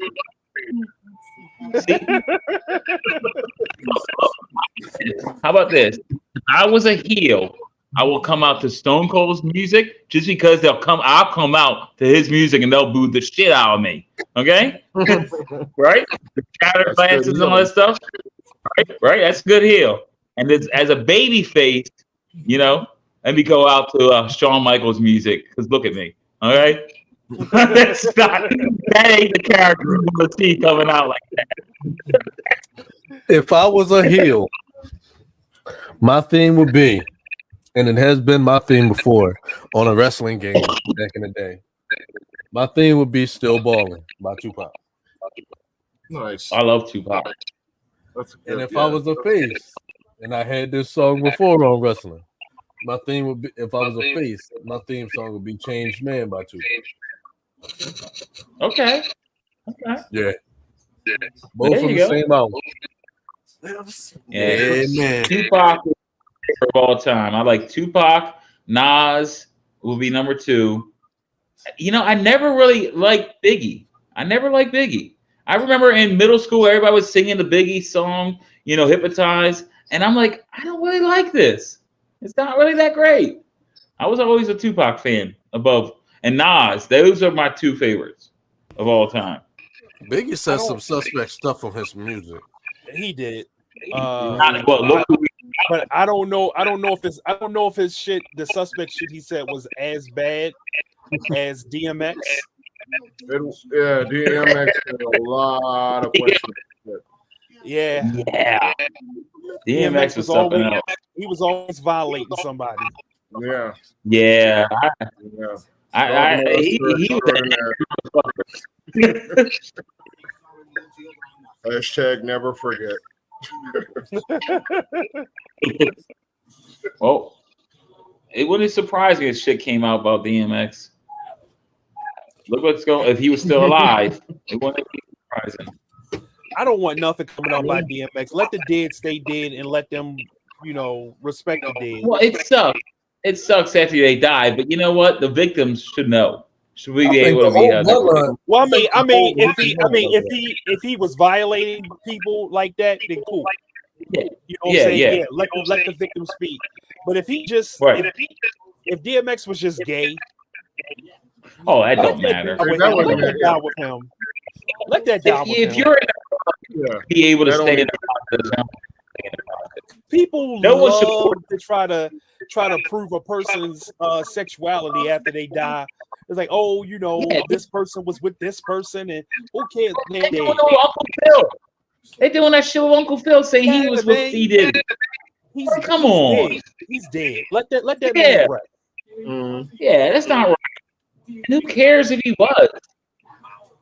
Right? All right. Who cares? All right, gentlemen. I want to give y'all before I let y'all continue y'all conversation. I just want to ask y'all, what's y'all predictions for this match? We already know what's gonna happen. What? I like to go into details. Ain't it bloodline rules? Bloodline rules. It's gonna be a lot of interference. Be a lot of run-ins. Yeah. So this is what I think. Just like Roman Reigns, either Roman Reigns or the Usos or both are coming back. Right. I'm gonna tell you exactly what I think is gonna happen. Just like it happened at WrestleMania, I think it's gonna happen the same way. I think Jay gonna come out. I think what's gonna happen is Cody gonna have the upper hand. Then one of the members of whatchamacallit gonna come out. Maybe Tama Tonga. Yeah, and then Jimmy comes or Jay, whatever. And then Tonga Loa, and then another Uso. Then Fatu comes in, and now would they outnumber it, and then Roman. I think Roman comes out last. I don't think Roman does anything but stares at Solo. I think everybody else interferes. Roman just stares at him, and Solo gets distracted and loses the match. Ooh, that's what I think happens. I don't think Roman. You don't know what side Roman's on. You don't know if he's going to help Solo or if he's not. It's still going to be a question at the end of the night. That's what I think happened. But I agree with you about all the run-ins. I think it goes the way you say, but I think Roman's the last one, obviously. He's the big name. Okay? So he ain't coming out first, obviously. He's the last one. He comes out there, and he just stares there. He stares at the ramp or whatever, and he's looking at him. You know? And that's it. I think Cody ends up winning, obviously, but I think that's what happens there. Yeah. I think that's the way you got to do it. You got to question if Solo, if Roman's going to be with him or not. You know, at least at this point, because you can't really see what he's going to say. See, I'm just assuming Reigns will show up this time for Survivor Series. Just what I've been thinking all this time, but I don't even know when that is. So. This man coming off his own tour bus. Oh, the puppy. Okay, so yeah. What a great heel. What a great heel. He shows up at his tour bus while everybody else has got to get changed in the locker room. Right. That's a great heel.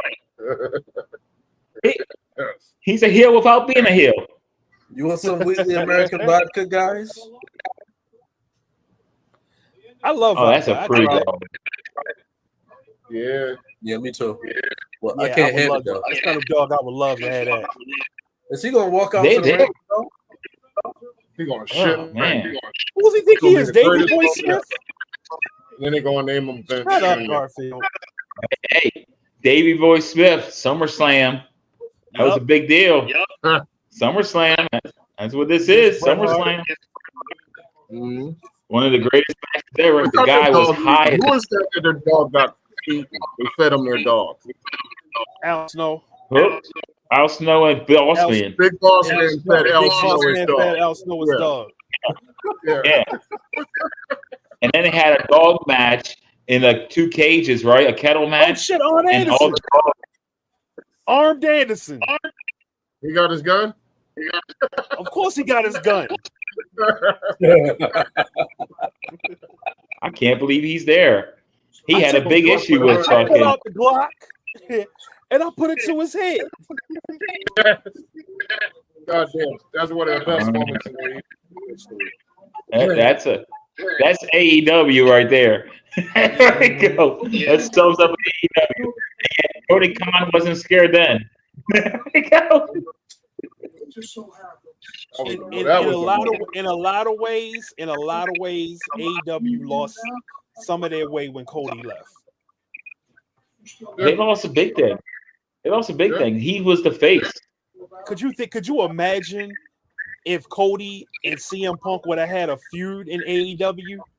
That would have been big. Could have been. That would have been big. Cody left before Edge got there. You know, he left before Edge. He left. You know, he left. He did it to himself by not wanting to fight for the world title. Remember when he basically put himself in a box? He did that to himself. He messed up. But he was listening to the fans with that shit because the fans was like, "Oh, they're going to book themselves to win all the titles and blah blah blah." Well, he said, "Well, you know what? I'm not going to book myself to win the world championship." Which he should have booked himself to win the world championship because he was the biggest star in the company. He was easily the biggest star in the company. Oh yeah! Come on, Kid Icarus. Do we really need all that?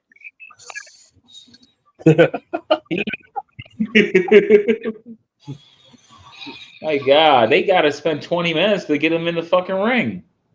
The match ain't going to be long. It's going to be a lot of shit. Solo ain't going to be that long. Solo as Goldberg can go. I'm so oh shit! He got a golden eye Baron Samedi mask. Shout out for one hit kill with the golden guy. Right. Oh, that's Corey. That's damn Corey. No, him. My father's Jaws gotta have needed. Him and Jaws were the two biggest dudes on that game. Like, if you picked them, you was asking to get shot. Oh, yeah, was into himself, man. Them motherfuckers was big as shit down the hallway. You couldn't miss them. Now, we ain't let you get Boris or Odd Job. You couldn't pick either one of them. You couldn't pick either one of them. No, you couldn't lose with them. Odd Job and Jaws was against the rules. Yeah. Yeah. They had advantages. I remember the first time I ran up against somebody playing Odd Job. I'm shooting, and this motherfucker, I couldn't hit this motherfucker. He come up and chop me and shit. Like, what the fuck? Nah. You can't pick him no more. Him nor Boris. Can't pick neither one of them little boys. Agreed.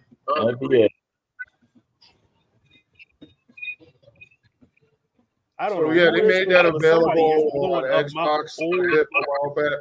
I didn't finish it twice. You talking about that GoldenEye Reloaded? Yeah. Really? I got distracted halfway through it, and I never finished it on Xbox. But I see this thing they got for the they got it for the GameCube, and they got it for the Nintendo 64, and I believe it's also for the Super Nintendo. It's a thing where you plug it into the back, and you can plug it into a smart TV. Right. And you can see all it makes the resolution look phenomenal. Nice. But it's going to cost you $150. If it's worth it, it's worth it. Right. $150. Yeah, if it's worth it. That is an expense.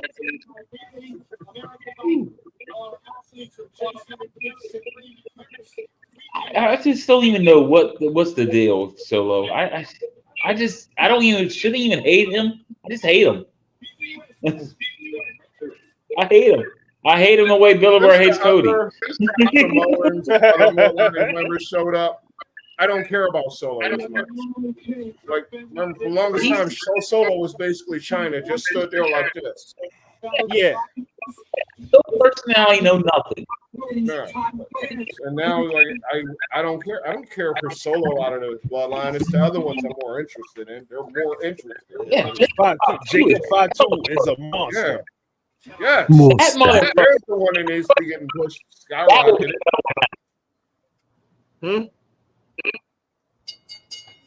Jacob Fatu is he's better than wrestling wise. He's better than Roman wrestling. Agreed. He's probably better than all the Usos. Everyone. Agreed. That man's amazing. Yeah. But we'll see how WWE does that.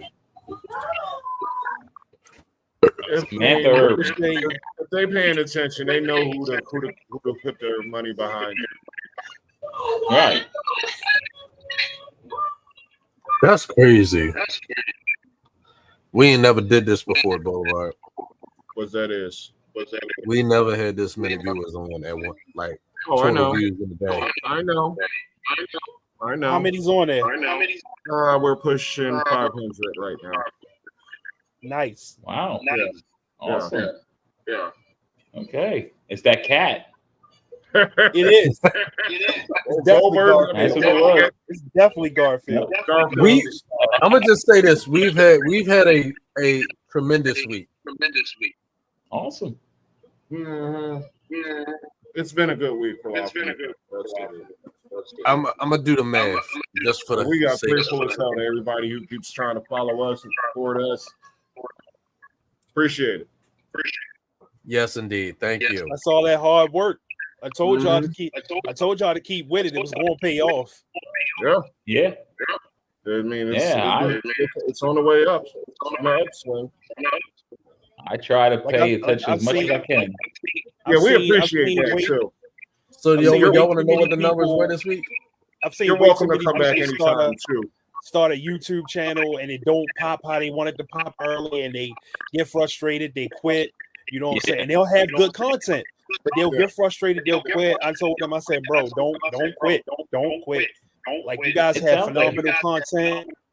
Keep with it. All right, Shut so up. GQ, You want to know the numbers for this week? Yeah. All right, the numbers for this week is 1.6. Yeah, 1.6 thousand. I mean, 1.6. I'm sorry. 1,600 views. 100 views. And 204 new subscribers this week. That's what's up. That's pretty awesome. That's good. That's good. They like it. Yeah. It should. It's good shit. It's such good shit. That's what Vince McMahon said about us. Y'all can look it up.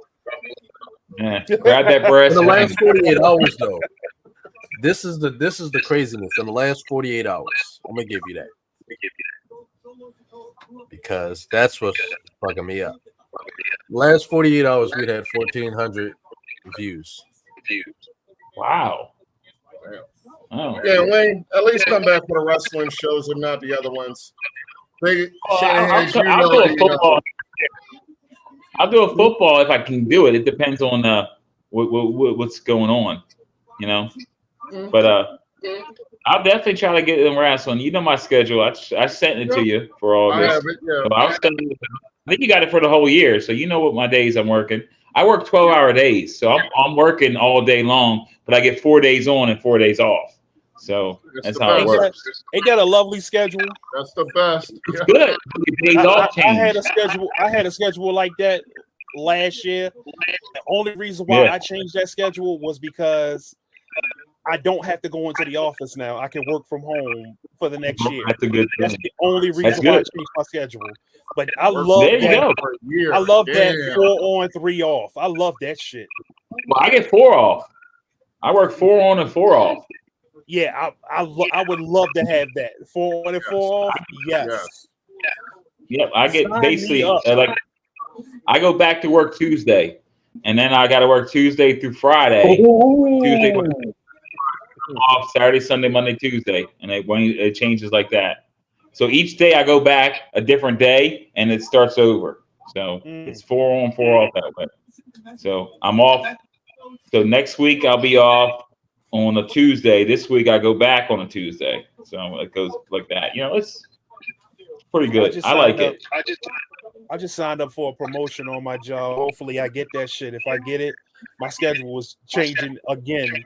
I work now from 12:30 to 9. 12:30 at night. Okay. 12:30 afternoon, so 9 at night.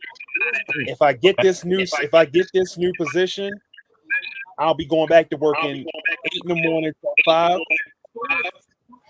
But it's so much more money. Yeah. Hey, good for you. That's good. See, I work early in the morning and I'll get off at 8 o'clock at night. Well, a little bit before 8 at night. So I go in at 7:30 and I get off at 7:45 at night. And so that's on my schedule when I do work on those 4 days. But it's pretty good. It's the best job I ever had. It's pretty simple that's how I feel too. about this job. That's how I feel about this job. This is the best job I've ever had. I wouldn't change any job I've had for this one.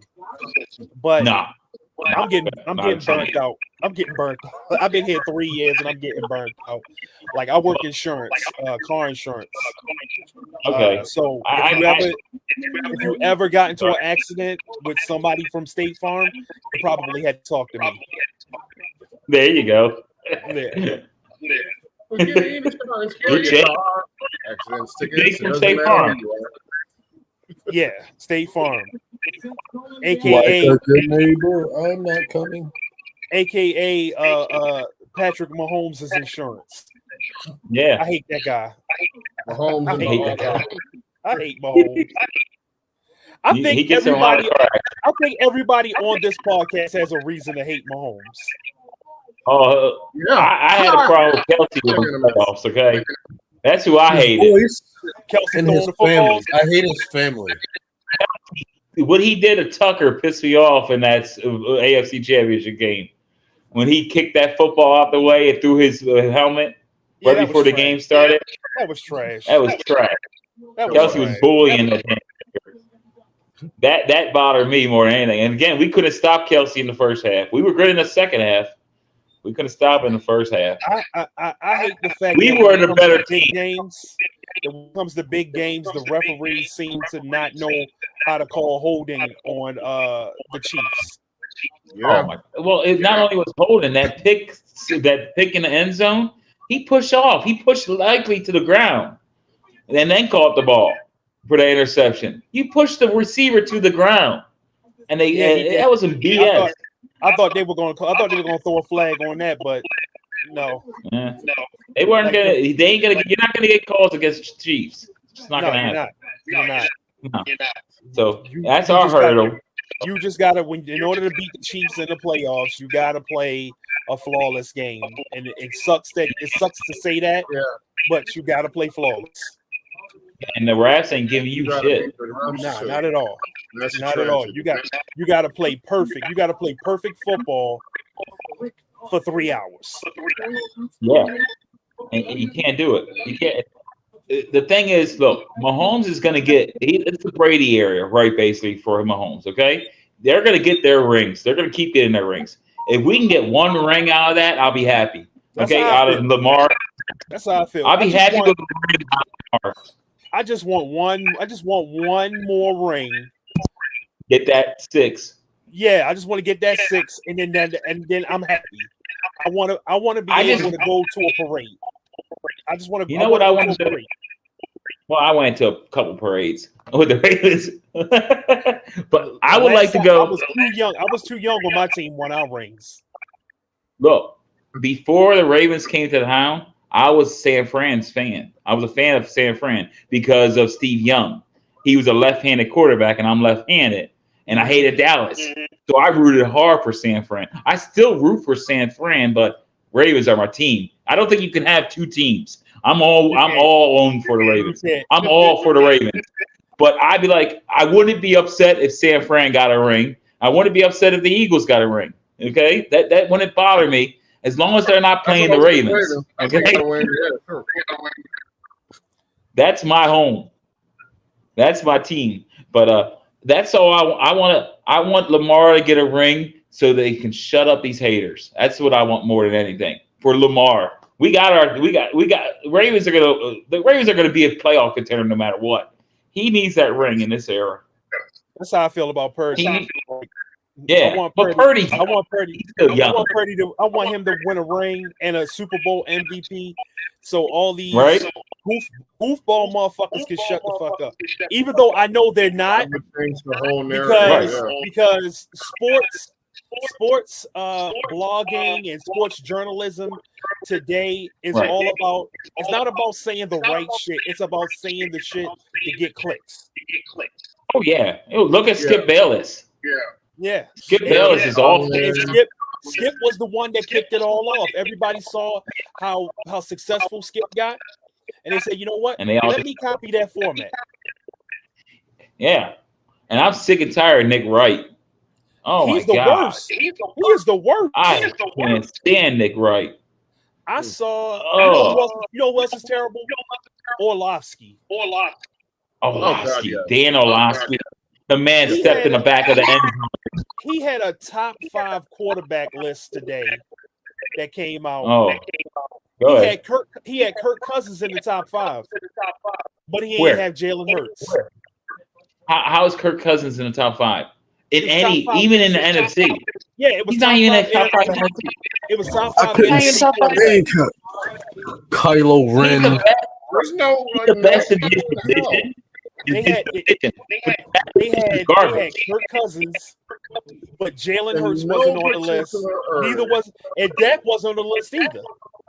Yeah, I can do it easily. Purdy, Hurts, Love. Golf is better. Golf was on the list. Yeah. Golf was on the list.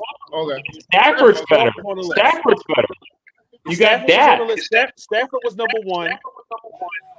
I don't think Stafford's number 1. Purdy's rating on Madden. I don't like that. They disrespect. What happened? What is it? Purdy's rating on Madden. It's like what, 86, 88? No, I thought it was like an 82. I was like, that's disrespectful. No, he's 90. What is it? No, that's what I thought. But this is Madden. Madden made Xavier worthy 98. Yeah, 98 should be 100. His speed should be 100. You ran the fastest 40. You ran the fastest 40 in combine history. How was your speed of 98? Yeah, it's unreal. It's unreal. Oh, like, okay. I don't get it with Madden ratings. Like I try not to. I will get Madden and change these people to what I feel like they should be. I can't look at Madden. It gets me angry. All right. This is Madden QB ratings. Patrick Mahomes 99. Okay. Lamar Jackson 98. Hold on, say that again. Pat Mahomes 99. Lamar Jackson 98. Right. Joe Burrow 93. Josh Allen 92. Yeah. Dak 93. 90. Dak 90. Joe Burrow can't. Tua's at 88. Justin Herbert's at 87. Jalen Hurts 86. Brock Purdy 85. Kirk Cousins 84. I don't know how Herbert is over Hurts and Purdy. How is Burrow over Hurts? Burrow doesn't play. He's always hurt. How can you put someone there that doesn't play? But when he does play, how is Rodgers over Stroud? Rodgers should be a 74 because he didn't play. Yeah. You should be lower if you don't play for a whole season. Herbert should be lower because you ain't played for a whole year. We don't know how he's going to come back. Not saying they should be way down the list. We don't know who they're going to do. And Rodgers is 40-some years old. We don't know what he's going to be.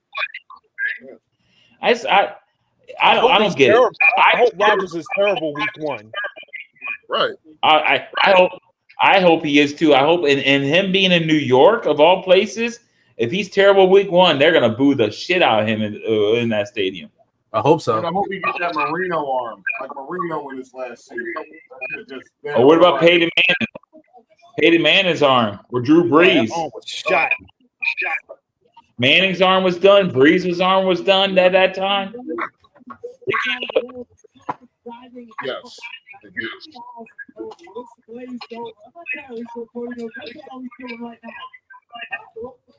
think I got bit by a mosquito. Yeah. Mosquito bit my damn ankle. Oh, that's the worst part to get bit on. For some reason, the ankle was always the itchiest. Yes.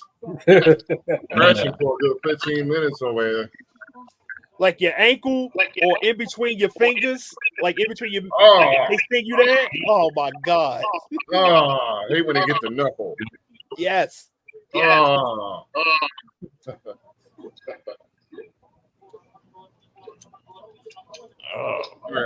much time has this fight already lasted longer without interference than I expected. I don't know what's going on here. There's someone missed their call to come out there. I feel like it because Solo keep looking to the back. Yeah. He looking for his help. Yeah, you don't do a bloodline rule and go 15 minutes without someone coming out. What are we doing here? Ain't nobody came to watch Solo. Right. We don't want to see him. They really trying to make this dude seem like he good wrestler. Solo was focused on his temptations. A guy named Solo needs help.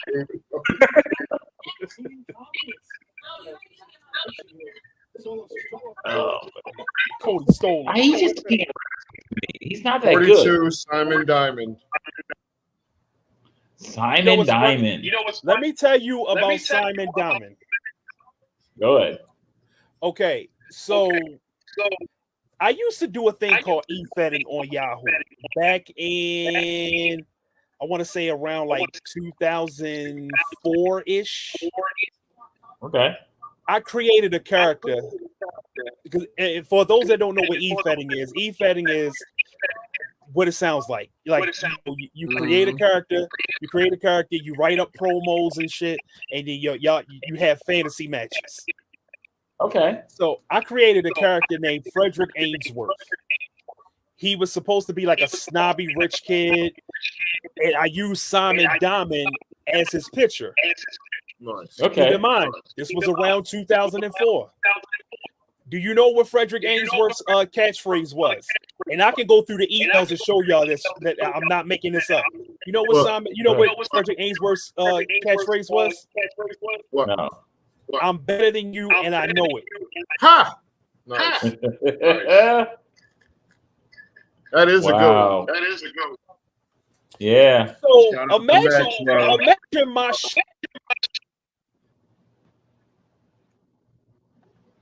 You froze. Oh, I was wondering what the hell happened there. Let's imagine his shock. Oh. I'm like, there we go. Where did this kid come up with this catchphrase? Up there they go. They banking him.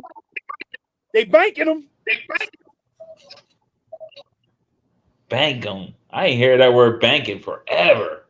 It's funny to me. No one said that shit is hilarious to me.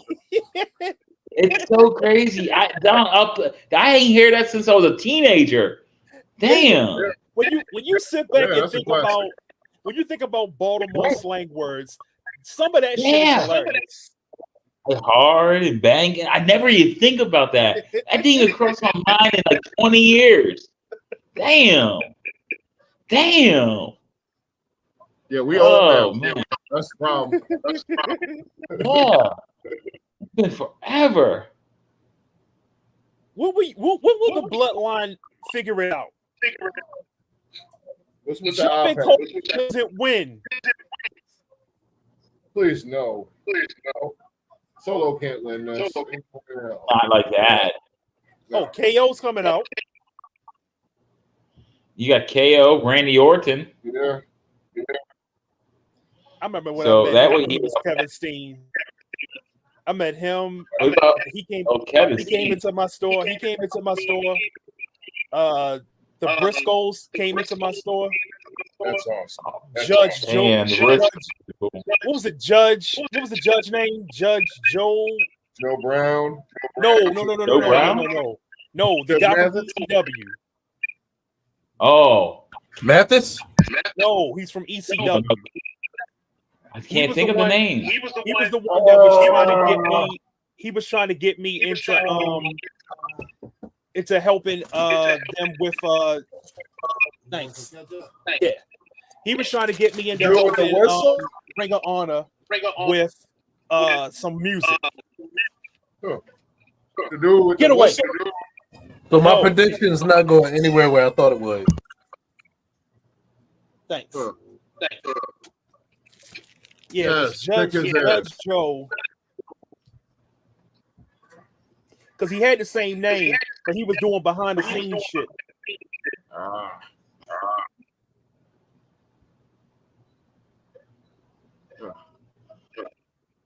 Randy Orton running down there, high-fiving fans on his way to help Cody. Come on. What type of baby? Cody's not in danger at all here.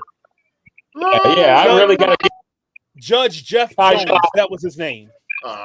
Okay. Judge Jeff Jones. Huh.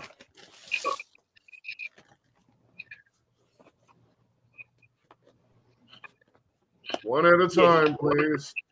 He came into the store, and when he came into the store, me and him got to talking, and he was like, "Oh, you do music?" I'm like, "Yeah." So he was trying to get me into helping Ring of Honor with some theme songs.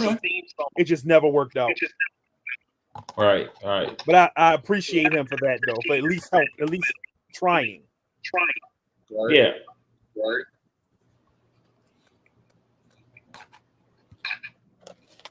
$41 Kit Kat. The guy Brian talked about earlier, Brian Zane did a lot of work for Ring of Honor. I think he was the guy I was supposed to be emailing. Yeah. Well, he did some backstage stuff, and he helped produce some of it near the end, right before they got sold and bankrupt and all that. Mm-hmm. Yeah. Oh, look at the baby. I've always wanted to be a writer in wrestling. That'd be pretty cool. Like I wanted to write promos for people, help out with storylines. Yeah. Like not necessarily a booker, but someone that would be involved. Yeah. I got you. Writer would be good. Because I'm not about to get out there and put my body on the line every night. Damn all that. Nah, that's there was a time I would have did it. Maybe when I was younger, but no. Not once you reach a certain age, you're like, I ain't doing that shit. Yeah. That was 20 years ago. Boulevard would have been all about it. That was a nice. Yeah.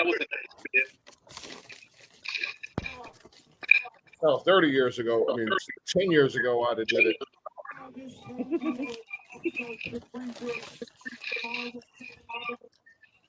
Hey, GQ. I'm stealing your gimmick. Huh? I'm stealing your gimmick. What's my gimmick? Eating. Ah. Gimmick infringement. I would sue.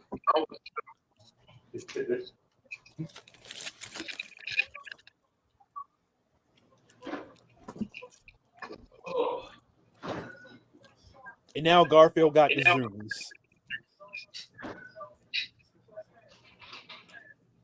So now he's about to run around here like a damn retard. It's just me, Oos.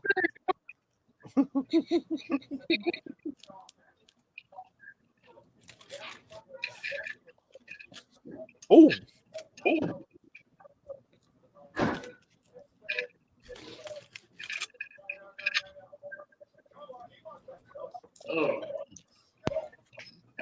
Gotta go get me a drink. Jacob Fatu about to kick his face off.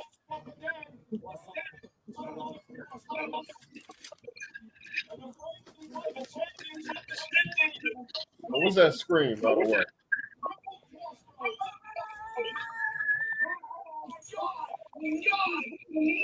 Come on.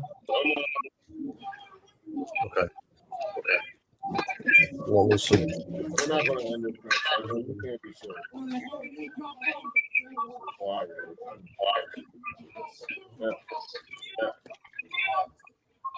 Yeah, that man's amazing. I just wish he wouldn't do that best moonsault ever. Right. Only because that's Tiffany's finisher. Yeah, you don't want to take it away from people. Right. And when he ain't doing it for finishing.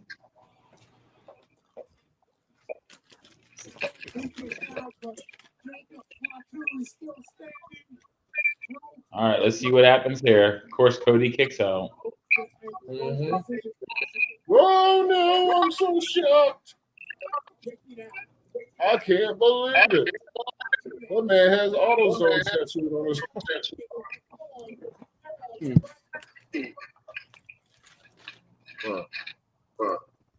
So, yeah, there was a poll on the Live from the Bench YouTube page no one seemed to care about, but it was, do you acknowledge Solo Sikoa as the tribal chief?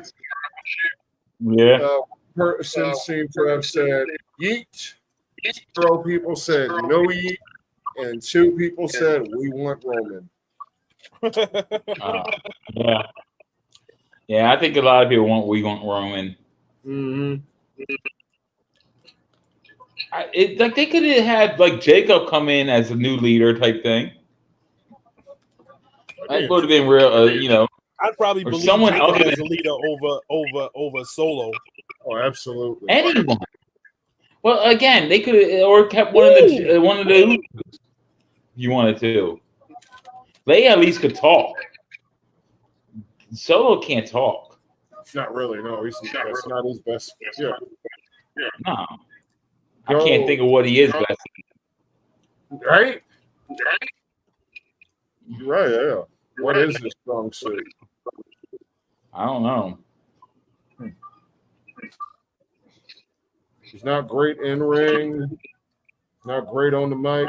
He was at his best when he just stood there. So that was good. That was good right there. Him taking an injury right there.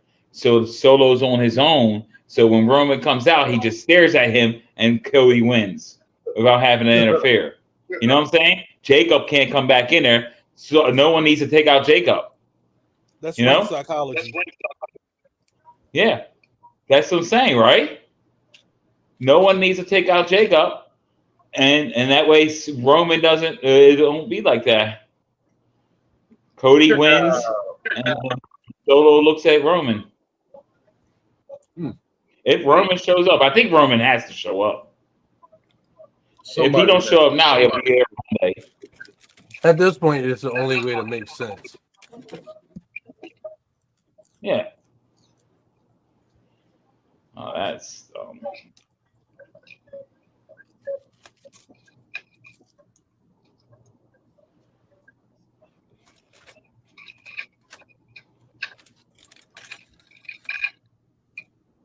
Somebody's coming out. Oh, there he is.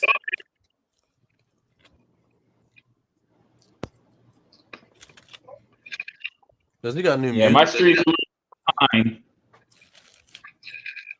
I see the lights. I can't see the person yet, so I'm a little far behind. Head of the table. Now I see it. Which is weird because I'm watching on the Peacock Network. So Roman. Yeah, we're on the same. Yeah. My shit's got the same delay as yours.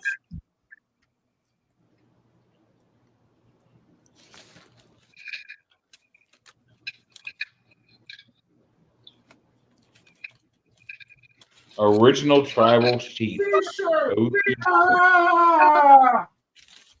merch. New merch.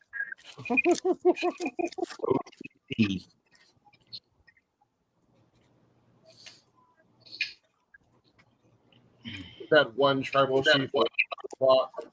Original tribal chief. That's what I'm going with. It could be one tribal chief, but I'm thinking original tribal chief. Original or only. Yeah, like an OG. Yeah. You know? Yeah.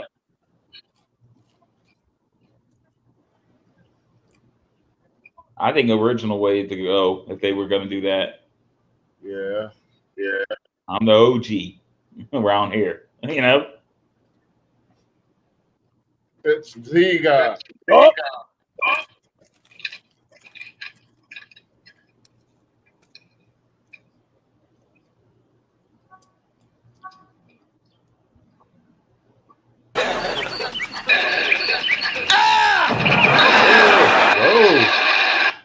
Oh, he did. I thought maybe he'll steer and not make a decision, but he chose.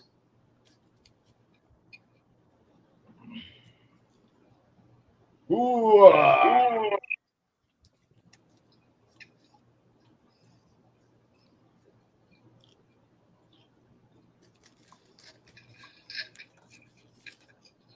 show up, wreck shit, and leave.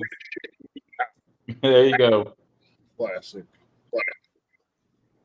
The true sign of a badass.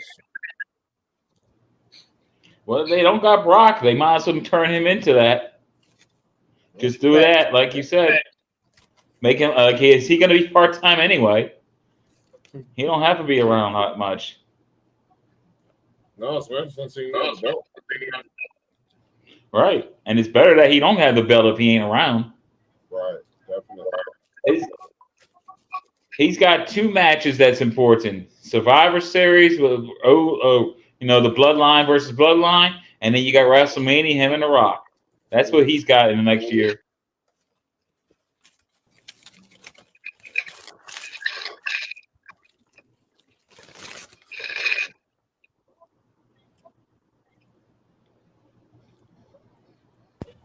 He should still come back and spear Cody anyway.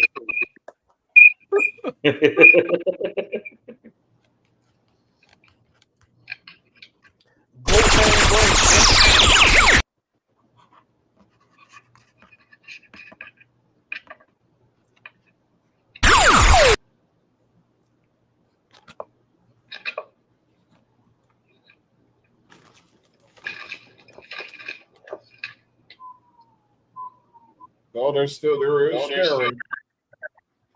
Well, you got to still have it like, I'm coming back for that belt type thing, right? Eventually, I got to get through Solo, and then I want my belt back. What? I'm just saying, there's a chance that it could be the belt against The Rock. He could have the belt by then. Yeah. We all know it's going to be him and The Rock at WrestleMania. That's going to be it. You're not giving Cena one final run with the belt, no? You think? No. On his retirement. I think he's going to feud with Cody, but I don't think he's going to get the belt. But I do see Cena wrestle Cody at WrestleMania. I think Cody's going to go main event with, there's going to be a double main event, So one night's going to be Cena and Cody. One night's going to be Roman and Reigns. That's the 4 biggest stars, right? That's what you got to do. Roman and The Rock. Roman and Rock. Yeah, Roman and Rock are what I mean. Yeah, and then Cody and Cena. Cody and Cena. Mm-hmm. And then maybe Cody's a bad guy by then. Who knows? Let's hope. Hopefully they do something interesting. Well, in a way, if Cody's a bad guy, you would kind of want Cena to go out as a babyface, because of his last match type thing. Even though he didn't. I feel like Punk is going to have something to do with WrestleMania's main event if he's healthy. Oh, he could do it. That's true. Punk could be involved because, again, Punk has history with Cena. Punk has a lot of history with Cena. Yeah. That would be good. And Punk has his own story to finish. He never headlined. That was his big thing. Yeah. Since we finishing stories, might as well wrap that one up. Put a pretty bow on it. There you go. Finish. That's what you gotta do. Finish these stories and start new ones. Yes. That Bloodline story's got to wrap up by next WrestleMania, I would hope too. Yeah. It's been going on a long time. A lot of twists. Either that, or you could bring all the Samoans together and make a Samoan NWO. Yeah, Samoa's WWE anyway. Come on. They run the show. All right, I'm going to be signing off now. I got to go to bed. You're always welcome here on Fans Wine. All right, ladies and gentlemen, that is the end of WWE SummerSlam. Thank you all for watching, those who stuck around. Thank everybody who gave us everything. Thank you to our guest, B. More Wayne, for showing up. We hope to have you back. Kyle Shanahan, you're always welcome. We look forward to the future working with you. And with that, I say to everybody else, we can't all be starters. And Boulevard is the best person to tell you. No one can tell you better what you can do.